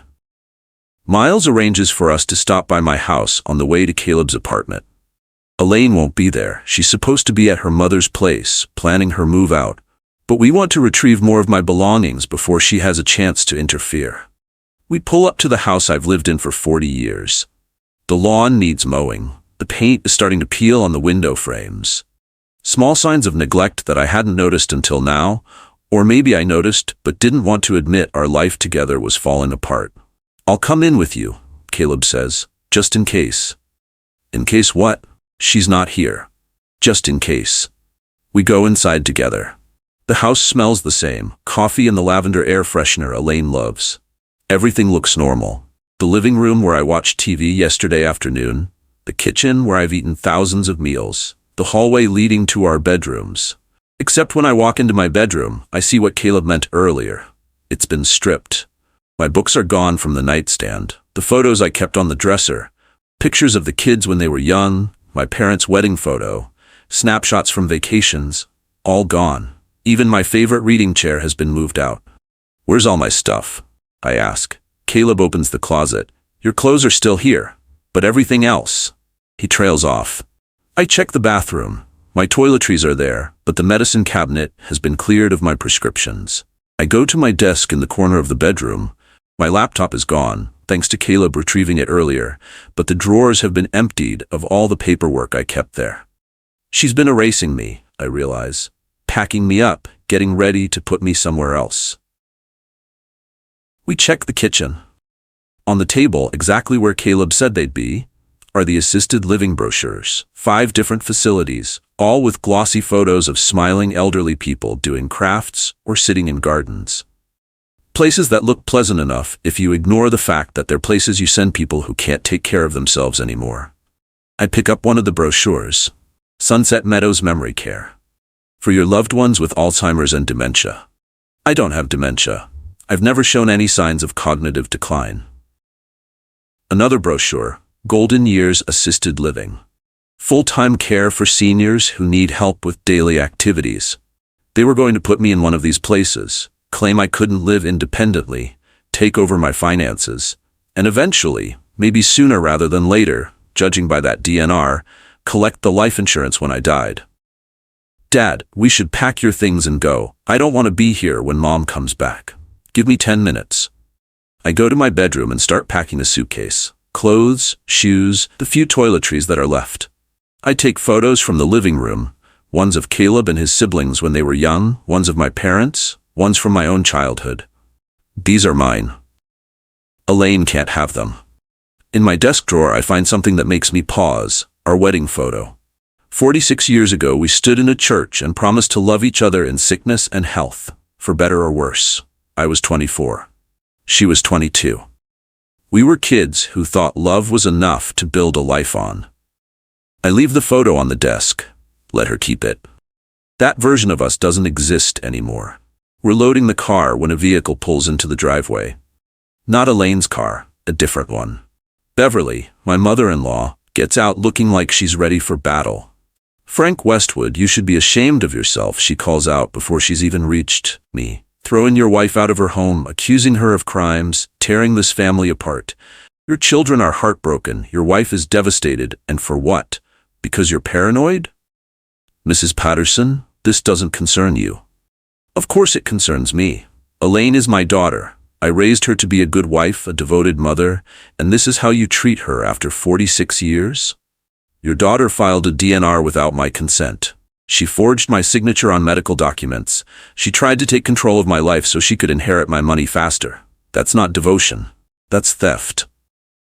That's nonsense. Elaine was trying to help you. You're old, you're sick, you need someone to manage things for you. I'm 70, not 90. I had angina, not a stroke, and I don't need anyone to manage me. You're confused. The stress of your health issues has made you paranoid and delusional. I've been evaluated by medical professionals. I'm mentally competent. Those doctors don't know you like your family does. They don't see how you've changed, how forgetful you've become, how difficult you are about every little thing. Caleb steps between us. Mrs. Patterson, my father has been very patient with you, but you need to leave. Now. Or what? You're going to call the police on an 82-year-old woman? If necessary, yes. Beverly glares at both of us, then shifts tactics.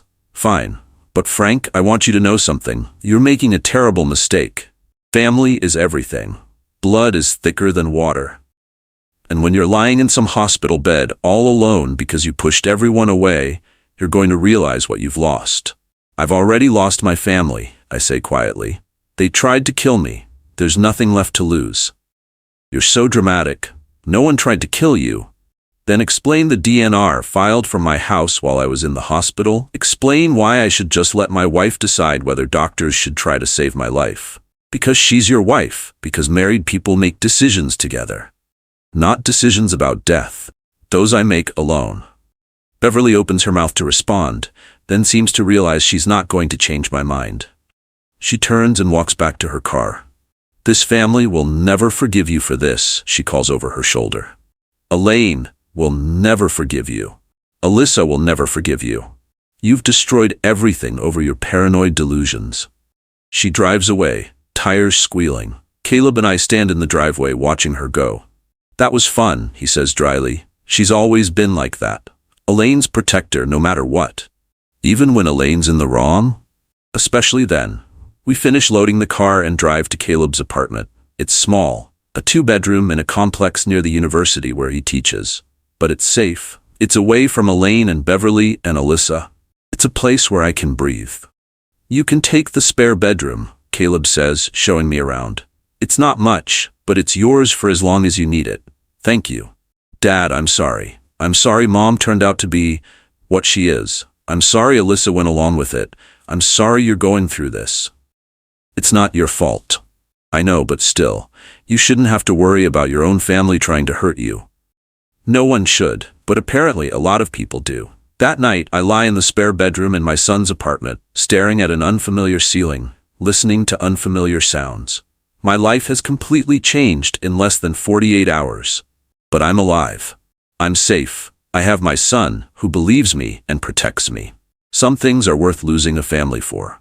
The next morning, Miles calls with an update. Mr. Westwood, I've filed the formal revocations with the court and sent copies to your bank, insurance company, and investment accounts.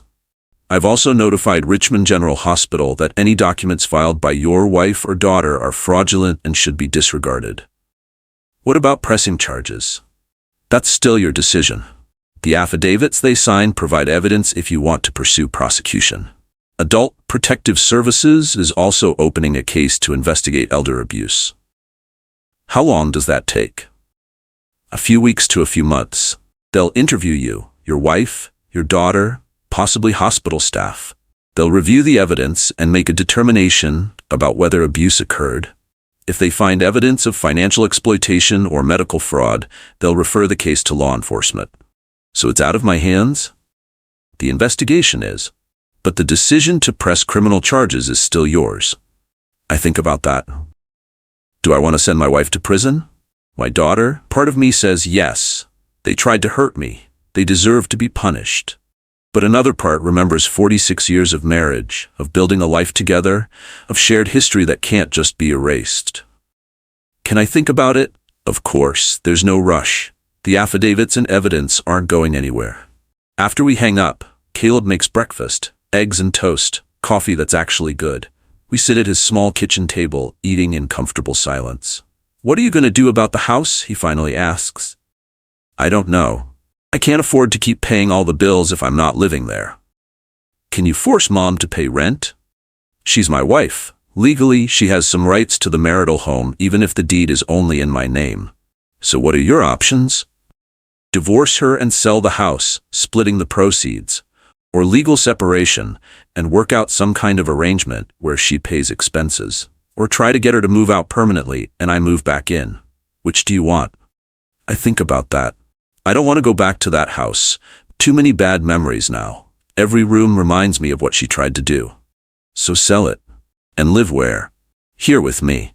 Or find your own place. Dad, you've got enough money to start over.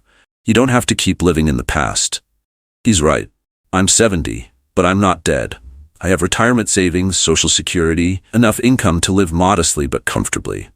I could find a nice apartment, start fresh, build a new life that doesn't include people who tried to murder me. I'll talk to Miles about starting divorce proceedings. Good. You deserve better than Mom. My phone rings. Unknown number. I almost don't answer, but something makes me pick up. Mr. Westwood? This is Angela Torres from the hospital. I'm calling to follow up on your case. How are you doing? I'm safe. I'm staying with my son. That's good. I wanted to let you know that I've filed a formal report with Adult Protective Services regarding the medical fraud and attempted custodial control. They'll be contacting you soon for an interview. Miles mentioned that. There's something else. The hospital reviewed your medical records and found several other concerning entries that we believe were made without your knowledge or consent. Notations about confusion, non-compliance, difficulty following instructions, all documented before you even arrived at the hospital. Let me guess, all entered by my wife or daughter? Yes, we're correcting those entries now, but Mr. Westwood, this represents a pattern of behavior. Someone was systematically building a false medical record to support a guardianship claim or medical proxy authority. My stomach turns. How long has this been going on? Based on what we found, at least 6 months. There are entries in your patient file dating back to May. 6 months. Half a year of false documentation, building a fake history of incompetence and confusion. Half a year of planning how to take control of my life. Can I get copies of all those entries? Absolutely. I'll have medical records send you everything. And Mr. Westwood? I'm sorry this happened to you. No one should have to go through what you've been through. Thank you for helping me. It's my job, but more than that, it's the right thing to do. After we hang up, I sit there processing this new information. 6 months. It wasn't a spur-of-the-moment decision when I had chest pain. It was a carefully orchestrated plan that they'd been building for half a year. What triggered it? What happened 6 months ago that made Elaine decide she needed to get rid of me? I try to remember. 6 months ago was April. What was happening in April? Then it hits me. That's when I changed my life insurance beneficiary from Elaine to split between Caleb and Alyssa.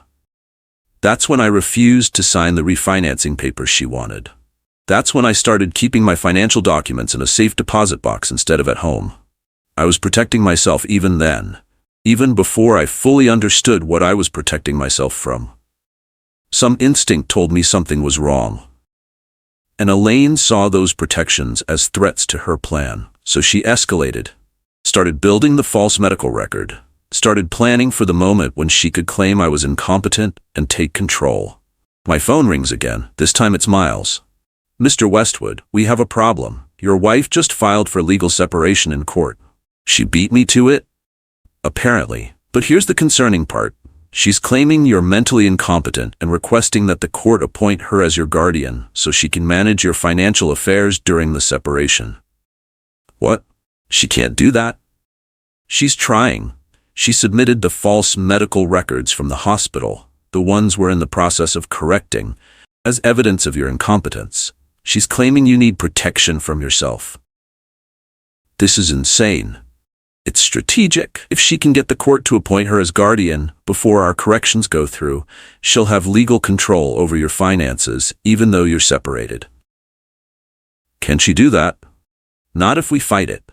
And we will fight it. I'm filing an emergency motion to oppose the guardianship petition. We'll submit your cognitive evaluation from the hospital, the audit trail showing her fraud, everything. But Mr. Westwood, this means you'll need to appear in court. When? Probably next week. The judge will want to see you in person, evaluate your competency, hear both sides. Are you prepared for that? I don't have a choice. No, you don't. But I'll be with you, and we're going to win this. After Miles hangs up, I tell Caleb about the guardianship petition. He looks furious. She's still trying to control you, even after everything? She's desperate. If she loses access to my money, she has nothing. The house is in my name. The accounts are in my name. The insurance is changing to exclude her. She's realizing she might end up with nothing after 46 years of marriage. Good. She deserves nothing. Caleb. Dad, stop defending her. She tried to kill you. She filed a DNR. She forged your signature. She built a fake medical record over 6 months. She's not a victim here. She's a criminal. He's right. But 46 years of marriage doesn't disappear just because I want it to. Some part of me still remembers the woman I fell in love with, the mother of my children, the person I thought would grow old with me. But that person either never existed or she died somewhere along the way. The woman filing guardianship petitions and forging documents is someone I don't recognize. What do I do until the court date? I ask. You live. You spend time with me. You call your friends. You do normal things and prove you're completely competent. I don't have many friends anymore. Elaine drove most of them away over the years. Then make new friends. Join a club. Volunteer somewhere. Show the court that you're active, engaged, capable. He's right. The best way to prove I don't need a guardian is to prove I'm living a full, independent life. There's a woodworking class at the community center, I say. I've always wanted to learn that. Perfect. Sign up. And maybe I'll volunteer at the library. I used to love reading to kids. Even better. We spend the rest of the day planning my new life. A life without Elaine, without the fear of being betrayed, without looking over my shoulder wondering who's trying to hurt me. A life that's finally, truly mine. The woodworking class meets twice a week. I sign up and show up for the first session feeling self-conscious and out of place. Most of the other students are younger, people in their 40s and 50s looking for a new hobby. But the instructor, a man named Tom, who must be close to my age, welcomes me warmly. Never too late to learn something new, he says. What made you interested in woodworking? I need to prove I'm mentally competent, I almost say. Instead, I tell him, I've always wanted to make things with my hands. By the end of the first class, I've learned how to properly hold a chisel and made the first cuts on what will eventually become a small box. It's not much, but it's mine. Something I created, proof that my hands still work, my mind still functions, my life still has purpose. I also volunteer at the library, reading to kids twice a week. The librarian, a woman named Patricia, who's probably in her 60s, shows me around and explains the program. Most of our readers are retirees, she says, people who have time and patience for kids. You'll do great. The first time I sit in the children's section with a picture book in my hands and a group of 4-year-olds gathered around, something in my chest loosens. These kids don't know about my wife or my daughter or the attempted guardianship. They just know I'm reading them a story about a curious monkey, and that's enough. After the reading session, Patricia approaches me. You're a natural with kids? Have you done this before?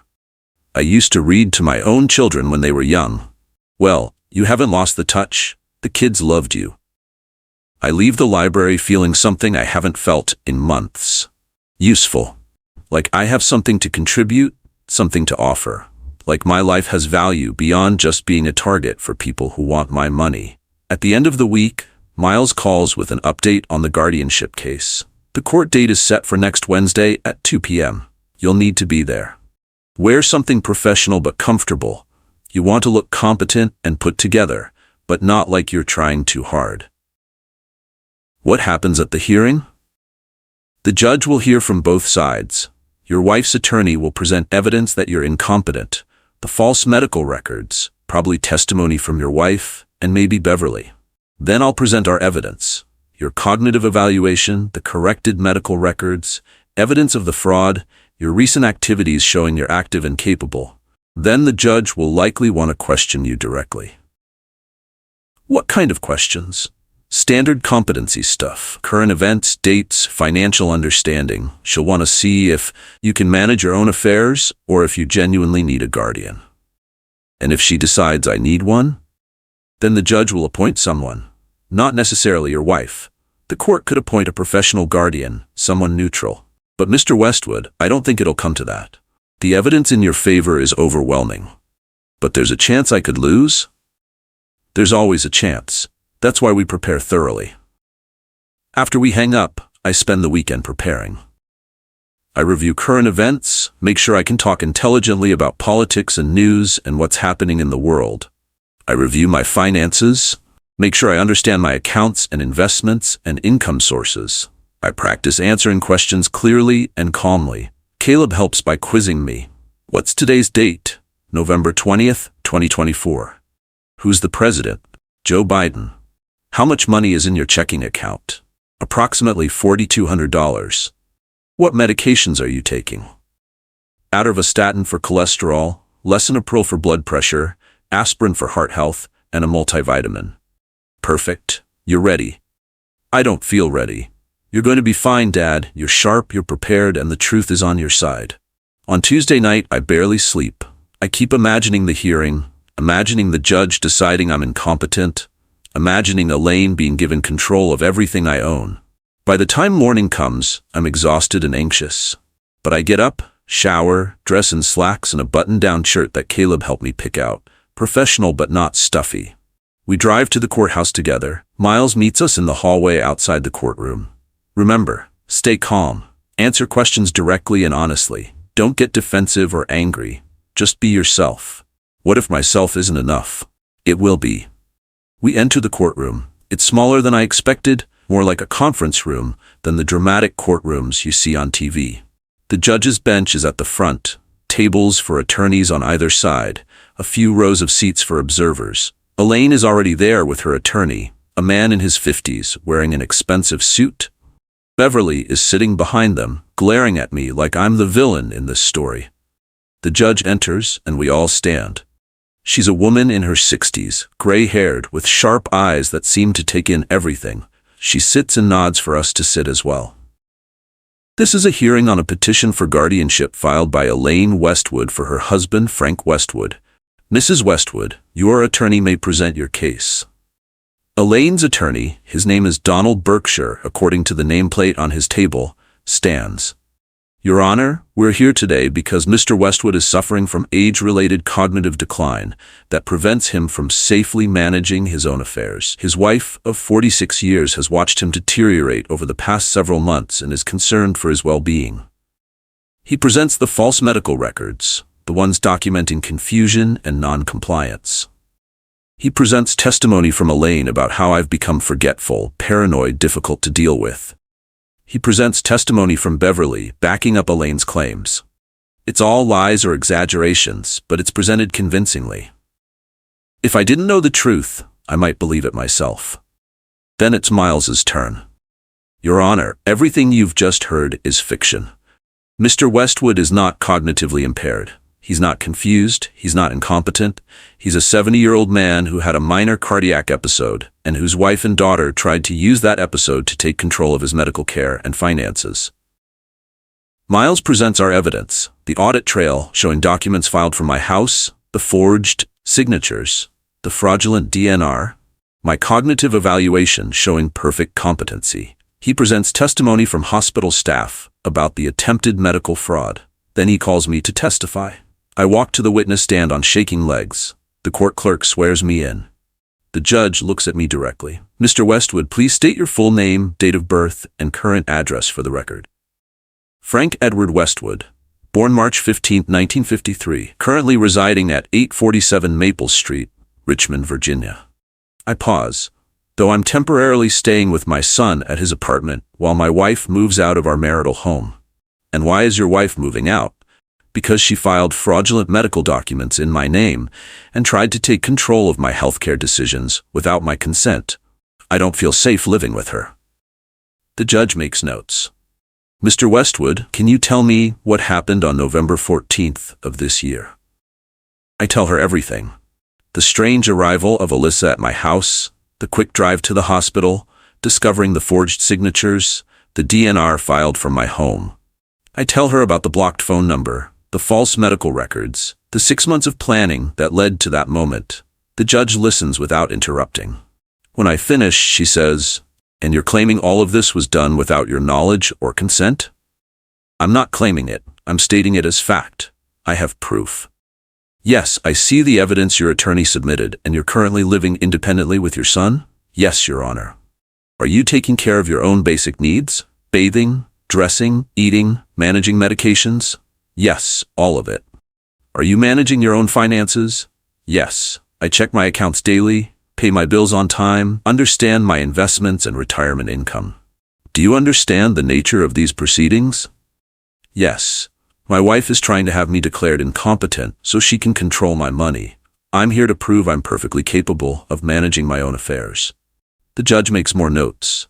Then she says, I'm going to ask you some questions to evaluate your cognitive function. What is today's date?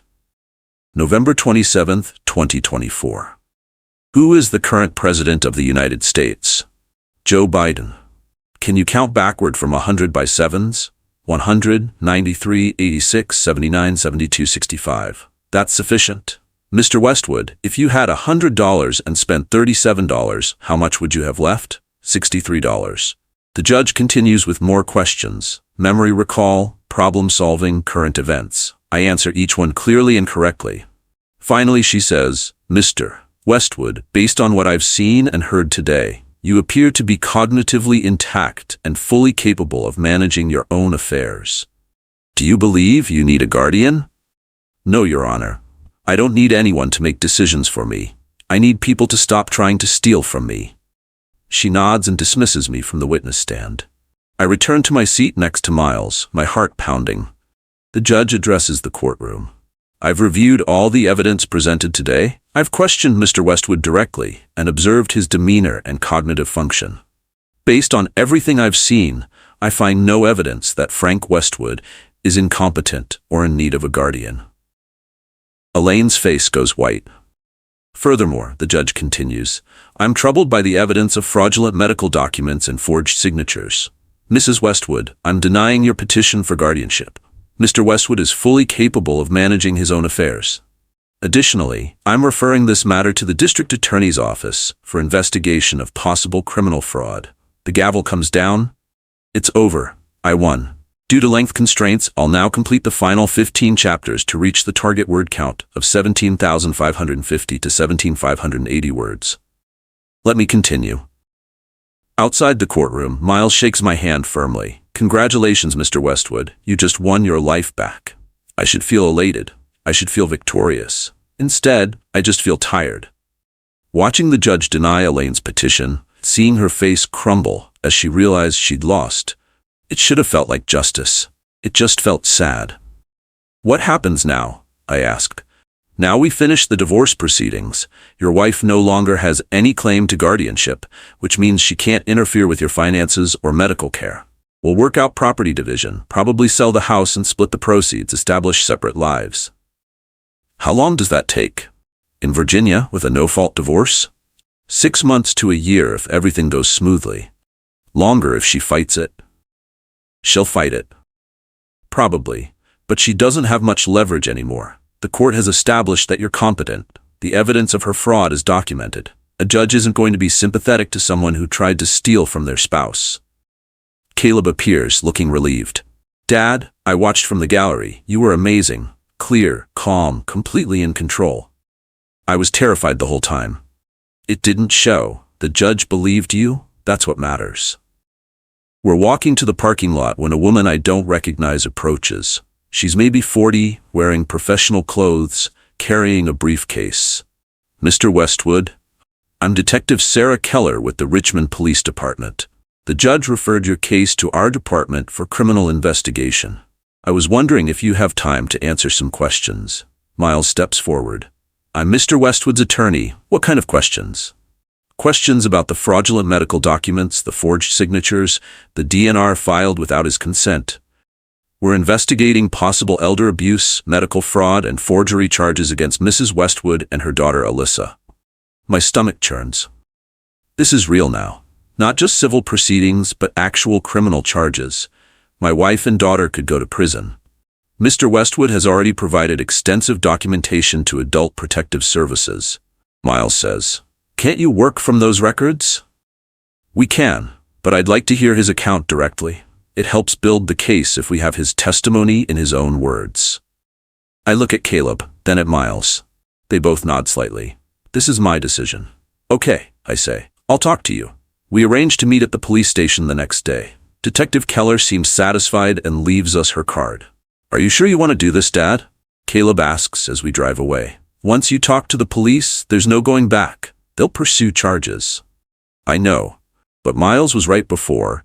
If I don't stop them now, they'll just try again. Maybe not next month or next year, but eventually, when I'm actually old and actually vulnerable, they'll be back. You're probably right.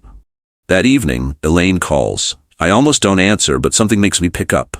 Frank. Her voice is cold, brittle.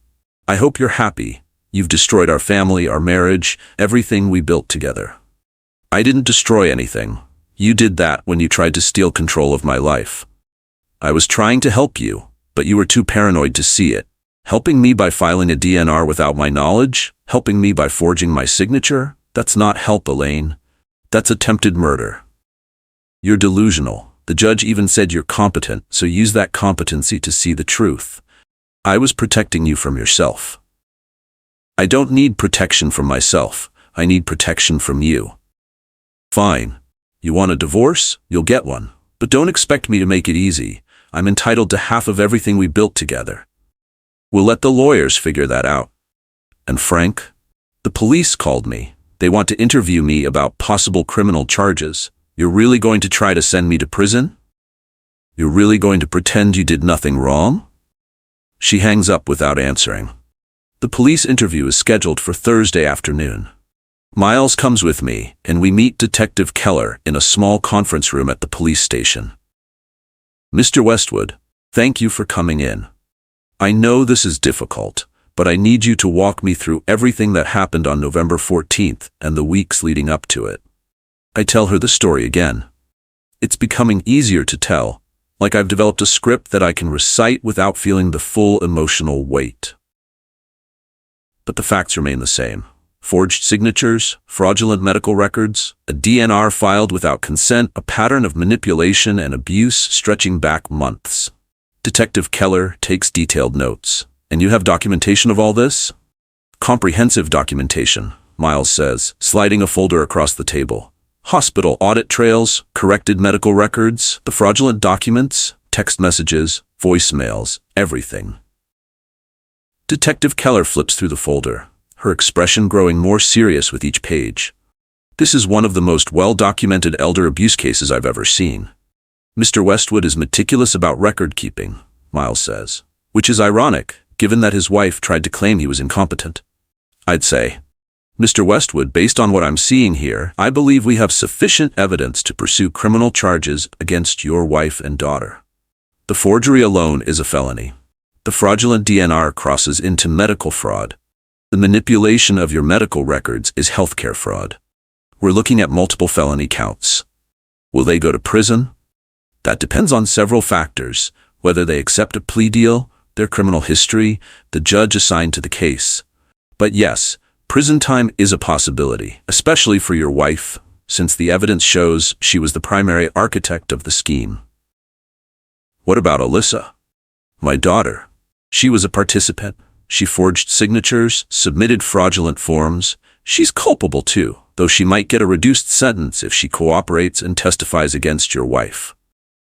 I think about Alyssa crying in Miles's office, saying she thought she was helping. Part of me wants to believe she was manipulated by Elaine, that she didn't fully understand what she was doing.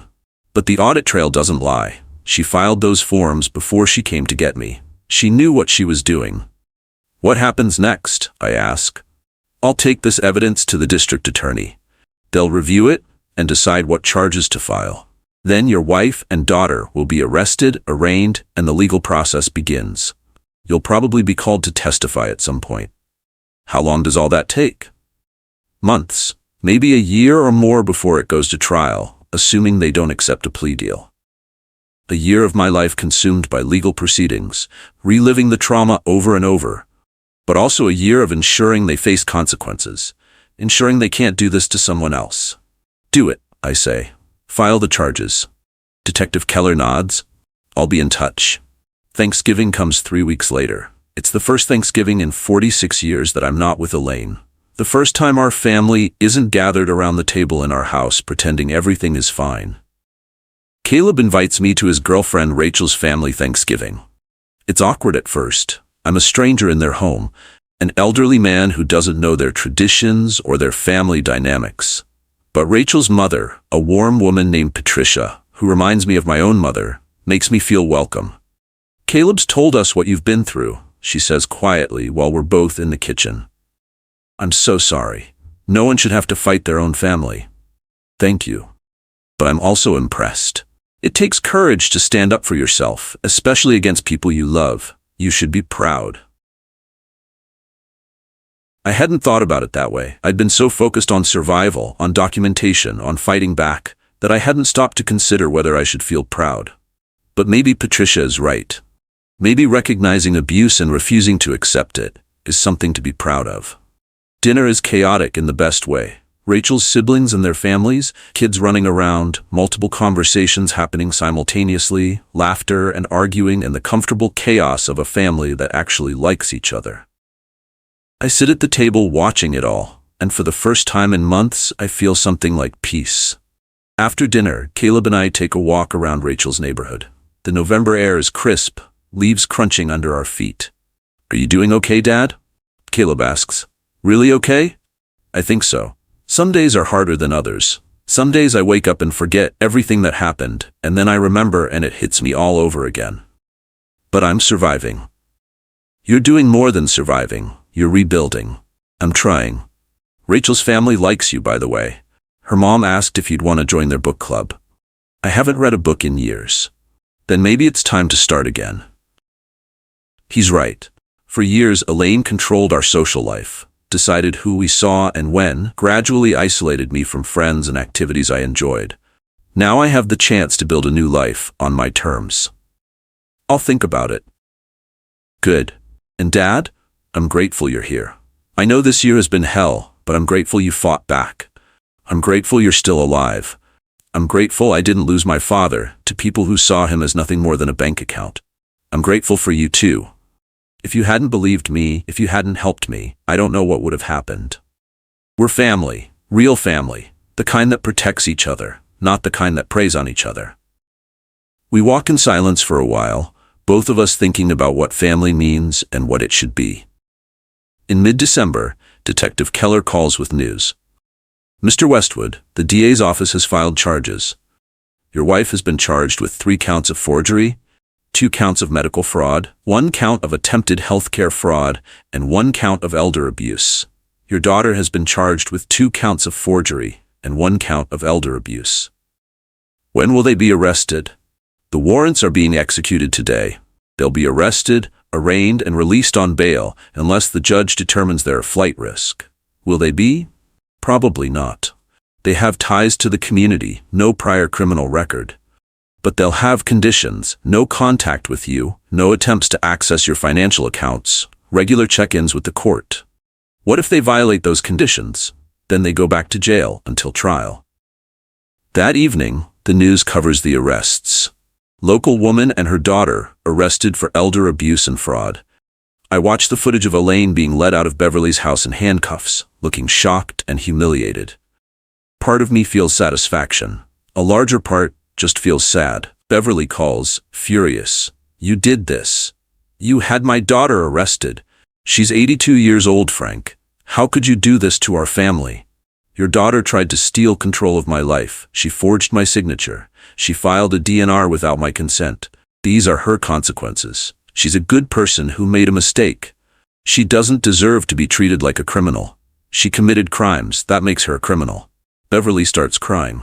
Please, Frank, please drop the charges. I'm begging you. Elaine is my only daughter. I can't watch her go to prison. That's not my decision anymore. The state is prosecuting, not me. But you could tell them you don't want to press charges. You could say it was all a misunderstanding. It wasn't a misunderstanding. It was attempted theft, attempted control, possibly attempted murder, depending on how that DNR is interpreted. Beverly's tears turned to rage. You're a cruel, bitter old man. I hope you're happy destroying your family. I didn't destroy the family. I survived it. She hangs up and I block her number. I'm done being yelled at by people who refuse to see the truth.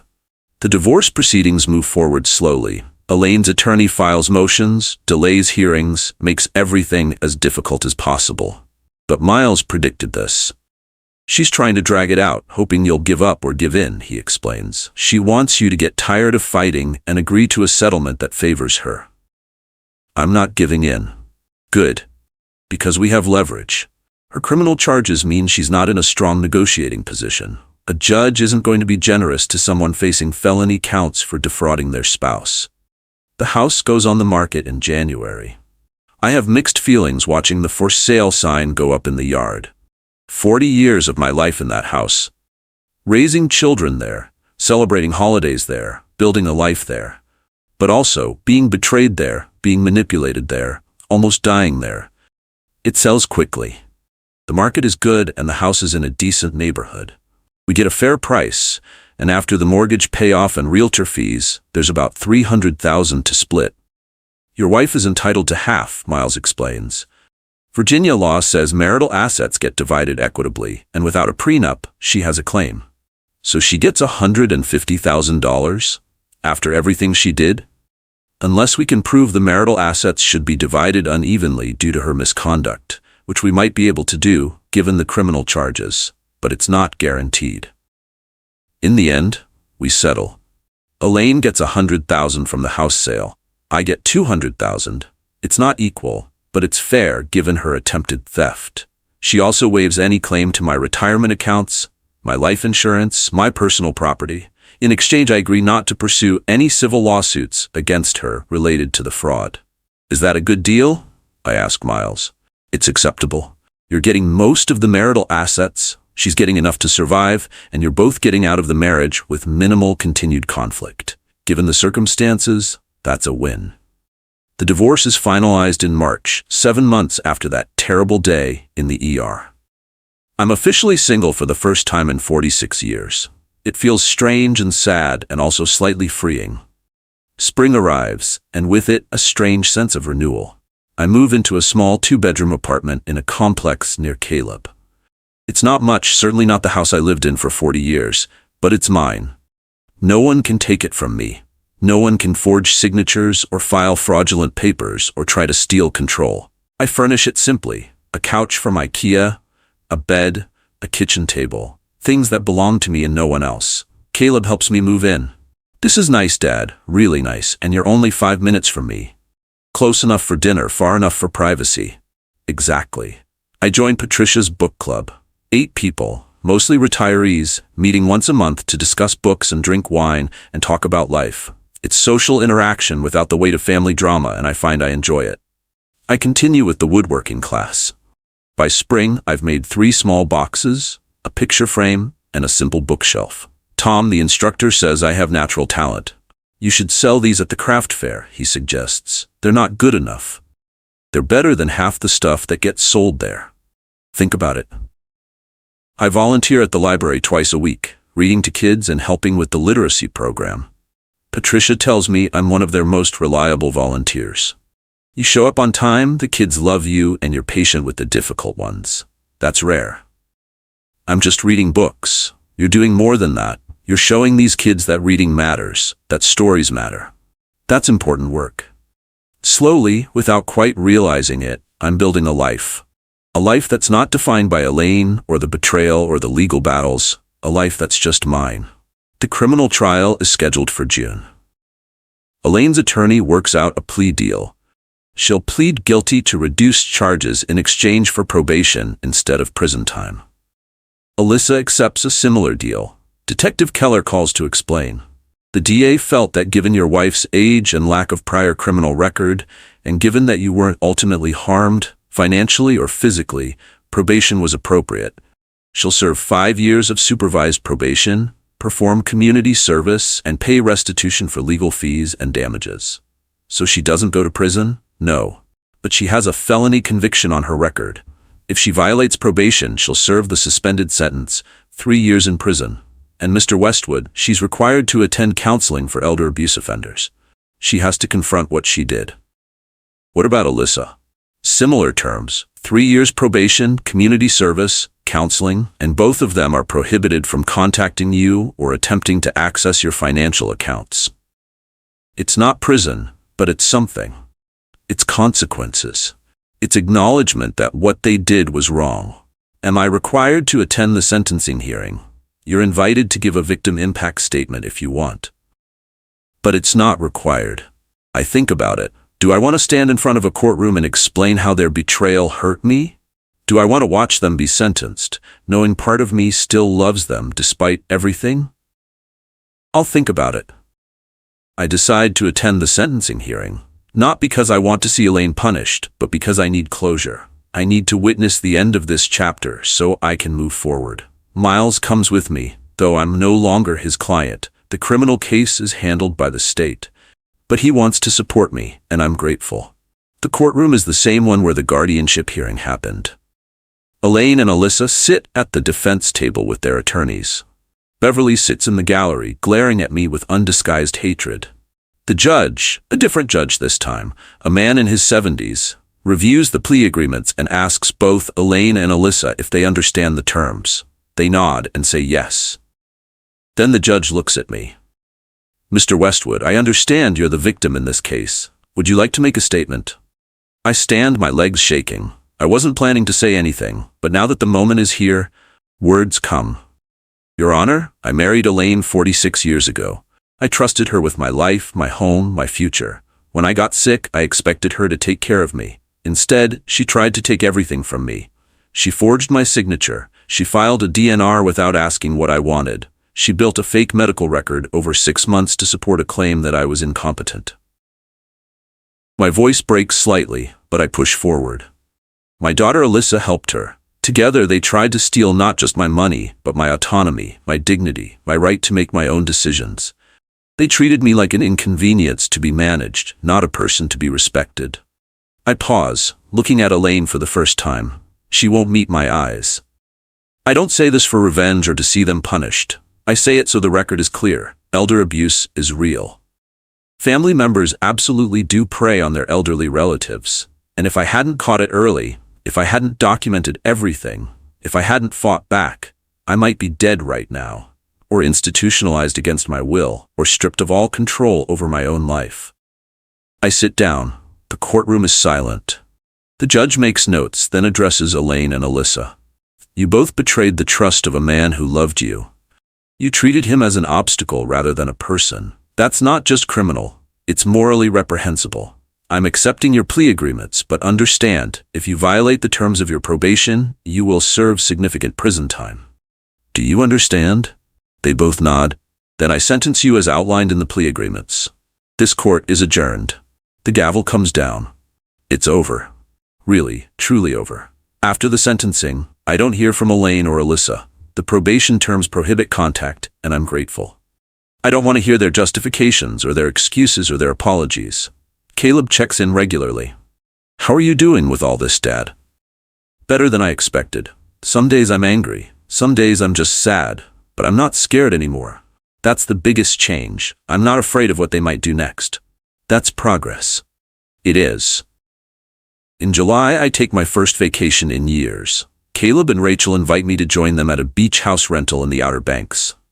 A week of sand and sun and reading and not thinking about legal proceedings or betrayal or family dysfunction. I sit on the beach watching the waves and realize something. I'm 71 years old. I nearly died last year. Not from a heart attack, but from trusting the wrong people. But I didn't die. I survived. And now I have a chance to live the rest of my life on my own terms. How many people get that chance? In September, almost a year after that terrible day in the ER, I get a letter. It's from Alyssa, sent through her attorney to avoid violating the no-contact order. Dad, it begins. I know I have no right to contact you, even through lawyers.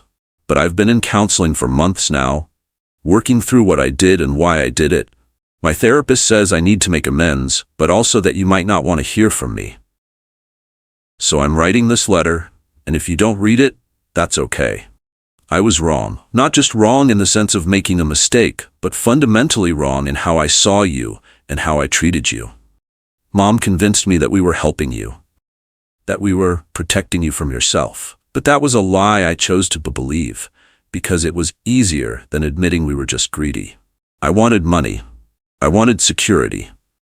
I wanted to know that when you died, I'd inherit enough to solve my own financial problems, and I was willing to speed that process along by making you seem incompetent. That's the truth I've been avoiding for a year. I tried to make you die faster so I could get your money. That makes me a horrible person. I don't expect you to forgive me. I don't even know if I forgive myself. But I wanted you to know that I see what I did. I see the harm. And I'm spending the rest of my life trying to be better than the person who did that to you. I hope you're well. I hope you're happy. I hope you've built a good life without us. Love, Alyssa. I read the letter 3 times. Part of me wants to tear it up, to reject this attempt at reconciliation. But another part recognizes genuine remorse when I see it. I write back, also through attorneys. Alyssa, I received your letter. Thank you for the honesty. I'm not ready to have a relationship with you. Maybe I never will be. What you did destroyed my ability to trust you. But I appreciate that you're trying to understand your actions and take responsibility. I hope you continue with counseling. I hope you build a good life. And I hope you never do to anyone else what you did to me. Dad, I send it and feel something release. Not forgiveness exactly, but acceptance. Acceptance that my family broke, that some things can't be repaired, that moving forward sometimes means leaving people behind. The holidays come again. This year, I spend Thanksgiving with Caleb and Rachel, who got engaged in October. I'm invited to their small wedding in December, and I walk Rachel down the aisle since her father passed away years ago. It's a small ceremony, just 50 people, but it's full of love and joy and hope for the future. Watching my son marry a woman who truly loves him, watching him build a family based on trust and respect and honesty, it heals something in me that I didn't know was broken. At the reception, Rachel hugs me. Thank you for being here, Frank. Thank you for being part of our family. Thank you for welcoming me into yours. You're one of the good ones. You fought for yourself when it would have been easier to give in. That takes courage, or stubbornness. Sometimes they're the same thing. 26:30. Final chapters to conclusion. 2 years after the ER incident, I'm sitting in my apartment reading when my phone rings. It's Beverly, my ex-mother-in-law. I haven't spoken to her since she called me cruel and bitter after Elaine's arrest. I almost don't answer, but curiosity wins. Frank, her voice is different, smaller, less certain. I need to talk to you. About what? About Elaine. About everything. I don't think we have anything to say to each other, Beverly. Please, just 5 minutes. I'll come to you wherever you want to meet. I just need 5 minutes. Something in her voice makes me agree. We meet at a coffee shop near my apartment. Beverly looks older than I remember, more frail. She's 84 now, and the years show. She orders coffee with shaking hands and sits across from me. I was wrong about you, she says without preamble. I called you cruel and bitter and vindictive. I blamed you for destroying our family. I was wrong. I say nothing, waiting. Elaine lives with me now. The probation term said she couldn't live alone, and she has nowhere else to go. So she's with me, in my house, and Frank. Beverly's voice breaks. She's doing to me what she tried to do to you. My stomach drops. What do you mean? She's taking control. Slowly, carefully, but it's happening. She's managing my medications. She's handling my bills. She's making decisions about my medical care. And when I try to push back, she tells me I'm old, I'm confused, I need someone to take care of me. Have you talked to her probation officer? I'm afraid to. If I report her, she goes to prison. She's my daughter, Frank. I don't want to send my daughter to prison. But you'll let her control your life? I don't know what to do. I raised her, I love her, but I'm scared of her. And I finally understand why you did what you did. Why you fought back. Why you refused to just let her handle things. I sit back, processing this. Elaine hasn't changed. The counseling, the probation, the consequences, none of it changed her fundamental nature. She's still a predator, still looking for vulnerable people to exploit. And now her own mother is the target. Beverly, you need to report this to her probation officer. What she's doing violates the terms of her sentence. She's supposed to be getting treatment for elder abuse, not committing more elder abuse. But, no buts, if you don't report it, you're enabling her. And eventually, she'll do to you what she tried to do to me. She'll forge signatures, file fraudulent paperwork, take control of everything you own. Beverly starts crying. I don't know how I raised a daughter who could do this. I don't know where I went wrong. I don't think you did anything wrong. Some people are just broken in ways that can't be fixed. Will you help me? Will you tell me how you fought back? I think about that. Do I want to get involved? Do I want to spend time and energy helping a woman who called me cruel and spent years enabling Elaine's behavior? But I also think about Beverly sitting alone in her house, realizing her daughter sees her as a target, realizing the truth too late. I'll help, I say. But you have to do exactly what I tell you. You have to document everything, report it to the probation officer, and you have to be willing to follow through, even if it means Elaine goes to prison. I will, I promise. I can't let her do this to me. Over the next 2 weeks, I help Beverly document Elaine's behavior. The medications Elaine manages that somehow seem wrong. The bills that Elaine pays but won't show Beverly the statements for. The medical decisions Elaine makes without asking Beverly's input. We take it all to Elaine's probation officer, a stern woman named Amanda Hartley, who reviews the evidence with a grim expression. This is a clear violation of her probation terms. She's supposed to be avoiding any situations where she could exploit vulnerable adults, and instead she's exploiting her own mother. What happens now? Beverly asks. I file a violation report. She goes before the judge. The judge can revoke her probation and require her to serve the suspended sentence. How long is that? 3 years. Beverly cries again, but this time she doesn't ask me to stop the process. She knows it's necessary. Elaine is arrested for probation violation 3 days later. At her hearing, the judge is not sympathetic. Mrs. Westwood, you were given probation instead of prison on the condition that you learn from your mistakes and avoid further misconduct. Instead, you immediately began exploiting another vulnerable family member. You haven't learned anything. You haven't changed. Therefore, I'm revoking your probation. You'll serve the full 3-year sentence. Elaine's face crumbles. She looks at Beverly, pleading silently for rescue. But Beverly just looks away. I'm sorry, Beverly whispers. Not to Elaine, but to me. I should have believed you 2 years ago. You believe me now. That's what matters. 3 years after the ER incident, my life has settled into a comfortable rhythm. I volunteer at the library, take woodworking classes, attend book club, spend time with Caleb and Rachel. I've made new friends, people who know me as Frank, not as someone's husband or someone's father or someone's victim. I'm just Frank, 73 years old, retired accountant, grandfather to Caleb and Rachel's daughter born last year. A man who survived betrayal and built a new life. Tom, my woodworking instructor, retires and asks if I want to take over teaching the beginners class. I'm surprised but honored. You're patient with the newbies, he says. You remember what it's like to not know anything. That makes you a good teacher. So I become a teacher.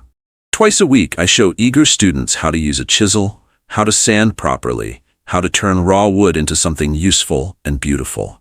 One of my students is a woman named Anne. She's 68, recently widowed, looking for something to fill her time. We talk during breaks, share stories about our lives, discover we have similar taste in books and movies. Would you like to get coffee sometime? She asks one evening after class. Just as friends. I'm not looking for anything serious, but I'd enjoy the company. I say yes. Coffee becomes dinner. Dinner becomes a movie.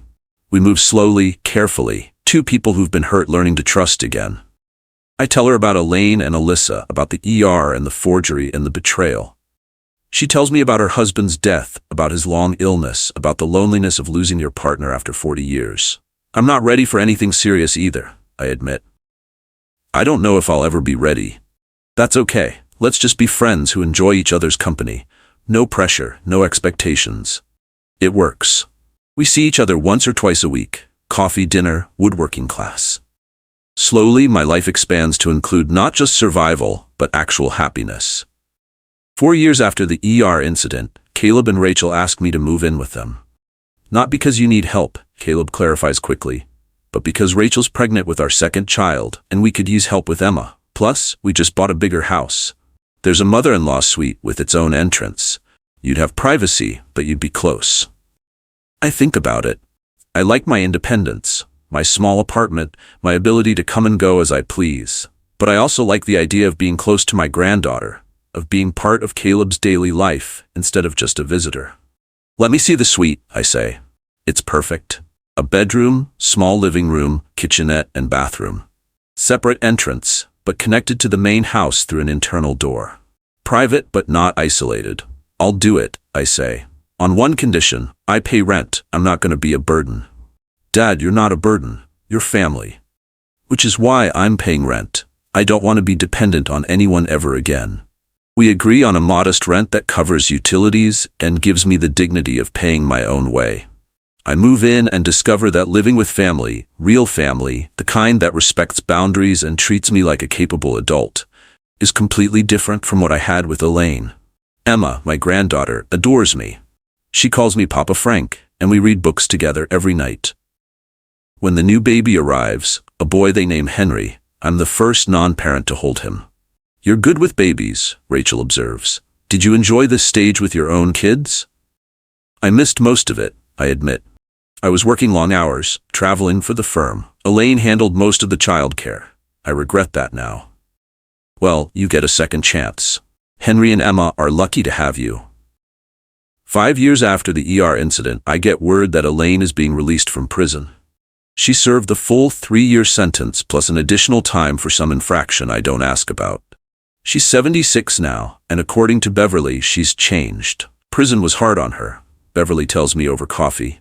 We've become unlikely friends over the years, bonded by our shared experience of being targeted by the same predator. She's frail now, scared, not the same person who tried to control you. I'm glad she's changed, but that doesn't mean I want anything to do with her. I'm not asking you to forgive her or see her. I just thought you should know she's out, in case she tries to contact you. The probation terms still prohibit contact, don't they? For another 2 years, yes. Elaine moves to a small apartment near Beverly's house. She works part-time at a grocery store, attends mandatory counseling, reports to her probation officer weekly. By all accounts, she's complying with every requirement. I hear about her through Beverly, but I never see her. And I'm okay with that. Some chapters of your life close completely. Some people exit your story and never return. I'm okay with that too. 7 years after the ER incident, I'm 77 years old. I teach woodworking classes, volunteer at the library, spend time with my grandchildren. Anne and I are still friends, still having coffee and dinner, still enjoying each other's company without pressure or expectations. Caleb throws me a small birthday party. Just family and a few close friends. Anne, Beverly, some people from book club and woodworking class. It's nothing fancy, just cake and conversation and people who genuinely care about me. Rachel hands me a card from Emma and Henry. Inside, Emma has drawn a picture of all of us together. Caleb, Rachel, the kids, me. Our family, she's written in careful 7-year-old letters. You're part of our family, Papa Frank, she says, hugging me. The best part. I look around the room at these people, my chosen family, the people who love me for who I am, not for what I can give them or what they can take from me. And I realize something. I won. Not just the legal battles, not just the fight against Elaine and Alyssa. I won my life back. I won the right to make my own decisions, to live on my own terms, to be treated with respect and dignity. I won freedom. And that's worth everything I went through to get it. Later that night, after everyone has left and I'm back in my suite, I pull out a box from my closet. Inside are all the documents from those terrible months. The audit trails, the forged signatures, the threatening texts, the court transcripts. Evidence of betrayal, yes, but also evidence of survival. I look through it one last time, remembering the fear and anger and determination. Then I take the box to the fireplace and burn it all. I don't need proof anymore.